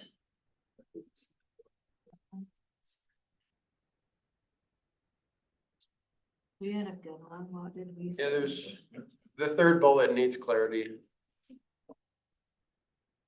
Yeah. I guess I'm not seeing the link there between continuing research or outsourcing it to universities and limiting prevalence and spread. Would you mind looking at number 2? There might be some stuff you could add to that. I mean, I guess my question is, are those means to limiting prevalence and spread, or are those their own things? You know what I mean? I think It could we be under our in that we research. need more work to understand it. Yeah, Yeah. that's just it. That I To should make go to. decisions. Yeah, we have 3 years of lunches, I don't trust it anymore. Yeah. Yeah, could outsource research to other groups? Could it be that partner with universities? And other, The conversation with this was that outside entities might have more attraction to get access to maybe some private lands, I think, where FWP might not have that same access depending on who it was. I get it, but right now I could interpret that as being the captive servant industry being the lead one, Yeah. working with landowners, which I have real concerns about. I think we need to be more specific with other groups. If that's what we're gonna have in there, outsource research. I don't really like outsource, I mean, allow. Work with. Collaborate with groups and Collaborate. communities who can help open doors with landowners. Third party. Why don't we just delete that third bullet entirely, because the first two kind of address that, right? So there are other means to getting there, but Yeah, we're improving. Yeah. That kind of makes it look like I have my name on it. Yeah. Think got your favorite one? no. Thank you, lovely wife as well. Okay. All right, so Everybody's. yeah, I get the like that. Okay, Sorry, Sarah, are those means to preventing a spread and reducing prevalence? Yeah, I think so. I mean, we don't know enough about CWD, so one of the means to maybe get at limiting prevalence and spread is to increase and continue research. Yeah, I see what he's saying, I mean, I think it almost get flip-flop. I think, me personally, I think our priority around CWD should be the research, monitoring other stuff, and then, you know, that's going to impact our decisions, you know, to, you know, I guess any action plans that come out of it. I don't feel like we have good data to be making. Okay, so that, I guess that helps me. So this means like, we don't know enough to limit prevalence and spread.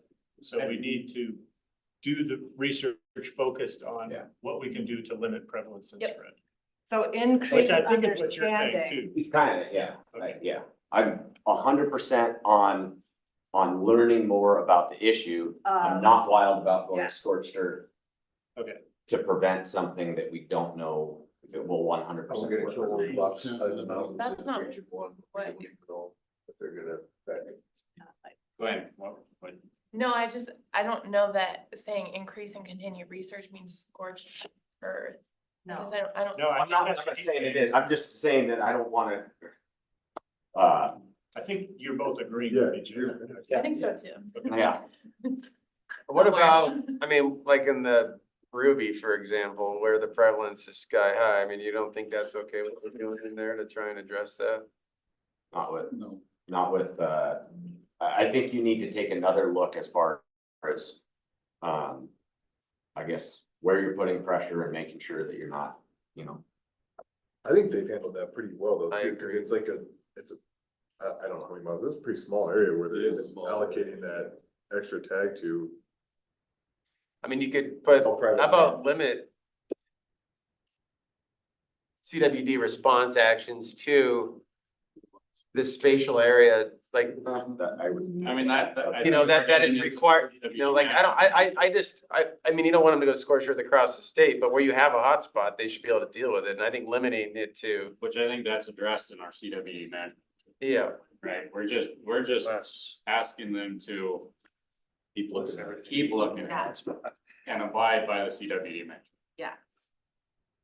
Not scorched earth, not only super minimum, like somewhere. Yeah. Whatever the science and the, you know, Yes. management actions. So base management actions on the best available science, how about that? Can we agree to that? Yeah. It's a moving target. That can just Nothing be with science. a means, make that a means. Peer reviewed science, base management We should actions. just have that at the top of this entire. Base- What? On the best, on peer reviewed science. Predation. Yeah, there. I've got, thinking. Is this its own? Number. We just. And track results and adjust management based on results. Hey, Rob.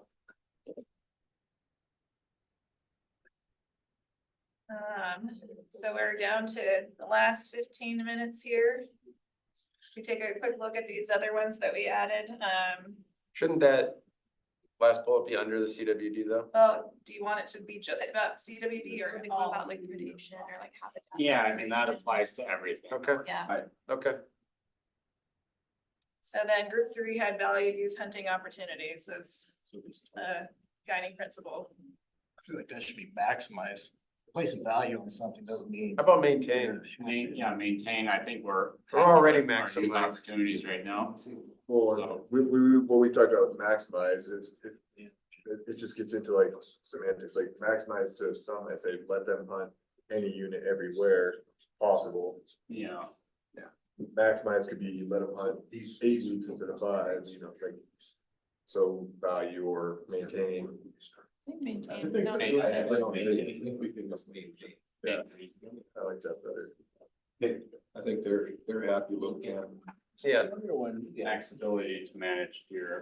Getting more membership than I ever got in my I life. think we've already captured that, I Right, think so too. we've already captured that. you know, Extra days here and there. Yeah, 2 days, 10 years old. I think that goes back up to like the base management actions on peer reviewed science. We can take that next bullet point out too.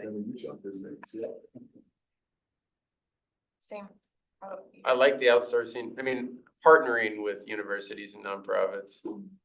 Maybe that could go as a bullet point actually under base management actions on peer reviewed science. Right there. Group 2, you had a good one about partnerships. Yeah. yeah. Maximize partnerships with other agencies, NGOs, private landowners to improve and conserve mule deer habitat, minimize negative impacts on population. And as means, you could say your research one, and you could say our example, which is wildlife accommodations with MET. So actually, that whole bullet, the maximize partnerships with other agencies, that right there is the means to the end of serving mule deer habitat and impacts on population. Okay. So that maximized partnerships could be could just be a means objective under something above where we were talking about. Okay. Serving population. So the question we should have asked there is to do what? Yeah, it was the second half of that bullet, which was What, to to improve the conserve. population. Conserve habitat and minimize negative impacts on the population.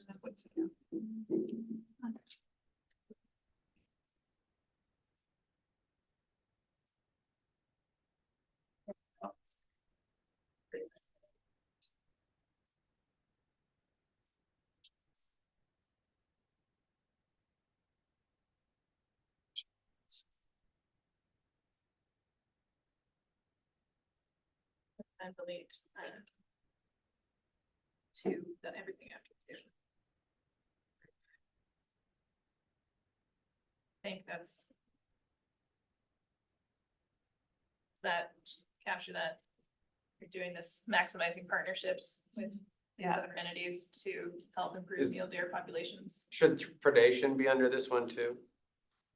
Do you I feel mind, like that's its own thing. do you mind flipping to number, or kind of our group 4?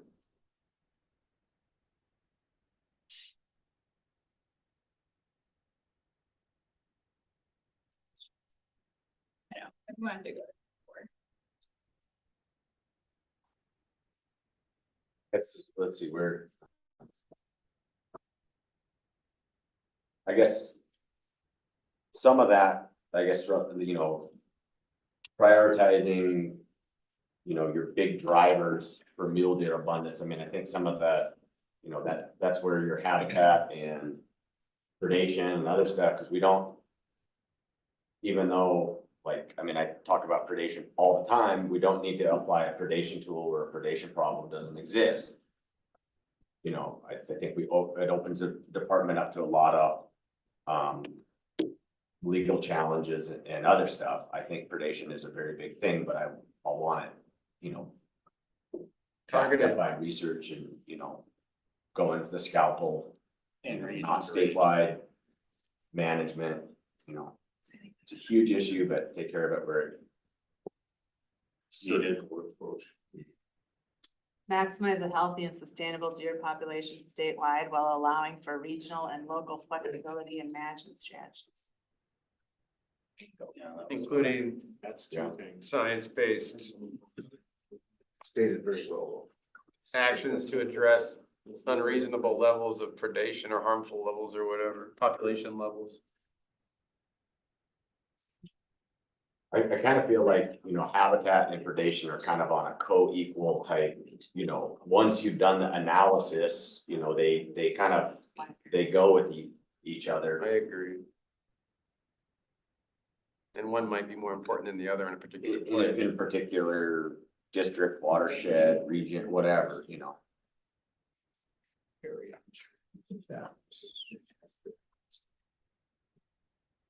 That research out of Utah really pointed to that, because I don't know, they talked about, there was units that were, I mean, adjacent units even, and strong indications for habitat in one area and predation driven declines in another, and the units touched each other. So trying to tease out, you know, trying to do the research and tease out so they can go in with a surgical approach. Yeah, I mean, that's gonna require Money. studies. Right. And time. To go back to kind of the fun, you know, explore those funding opportunities to kind of. Yeah, do we have anything about funding? We've talked about rate increases on our licenses. Before we go there, do we need to add something about predation to this? Maximizing populations. I feel like it needs to be called out Where do we, specifically. yeah, have we talked about predation at all? Not really. Not yet. We need to identify it as a specific thing.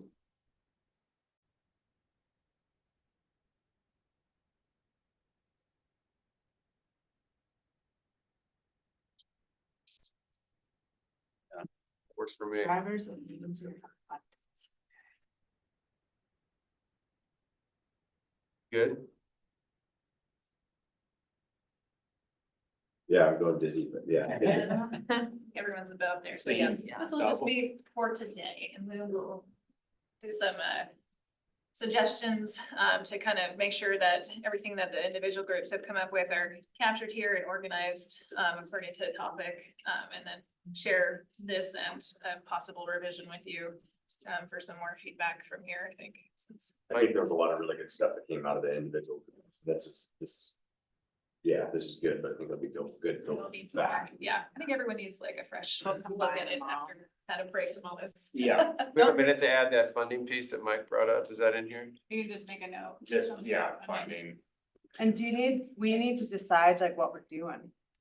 Well, I guess my question was, if we were to send you the draft problem statement and this document, and then a suggested update to this based on all the individual group work, and you can think about it for a few days or whatever you would want, and then we could take a poll on whether we can do it all through some online meetings, or if we think it's warranted to go to Lewistown in June and meet. So we're happy to do with whatever, and we know it's a lot for everyone to take time, so that's where if there's not enough to like go to a whole other meeting, that's fine to try online for something too, but otherwise, yeah, we can just pick back up in June. So is really our remaining objective to just finalize these two documents? Yeah. Right, Justin and Deb? Yeah.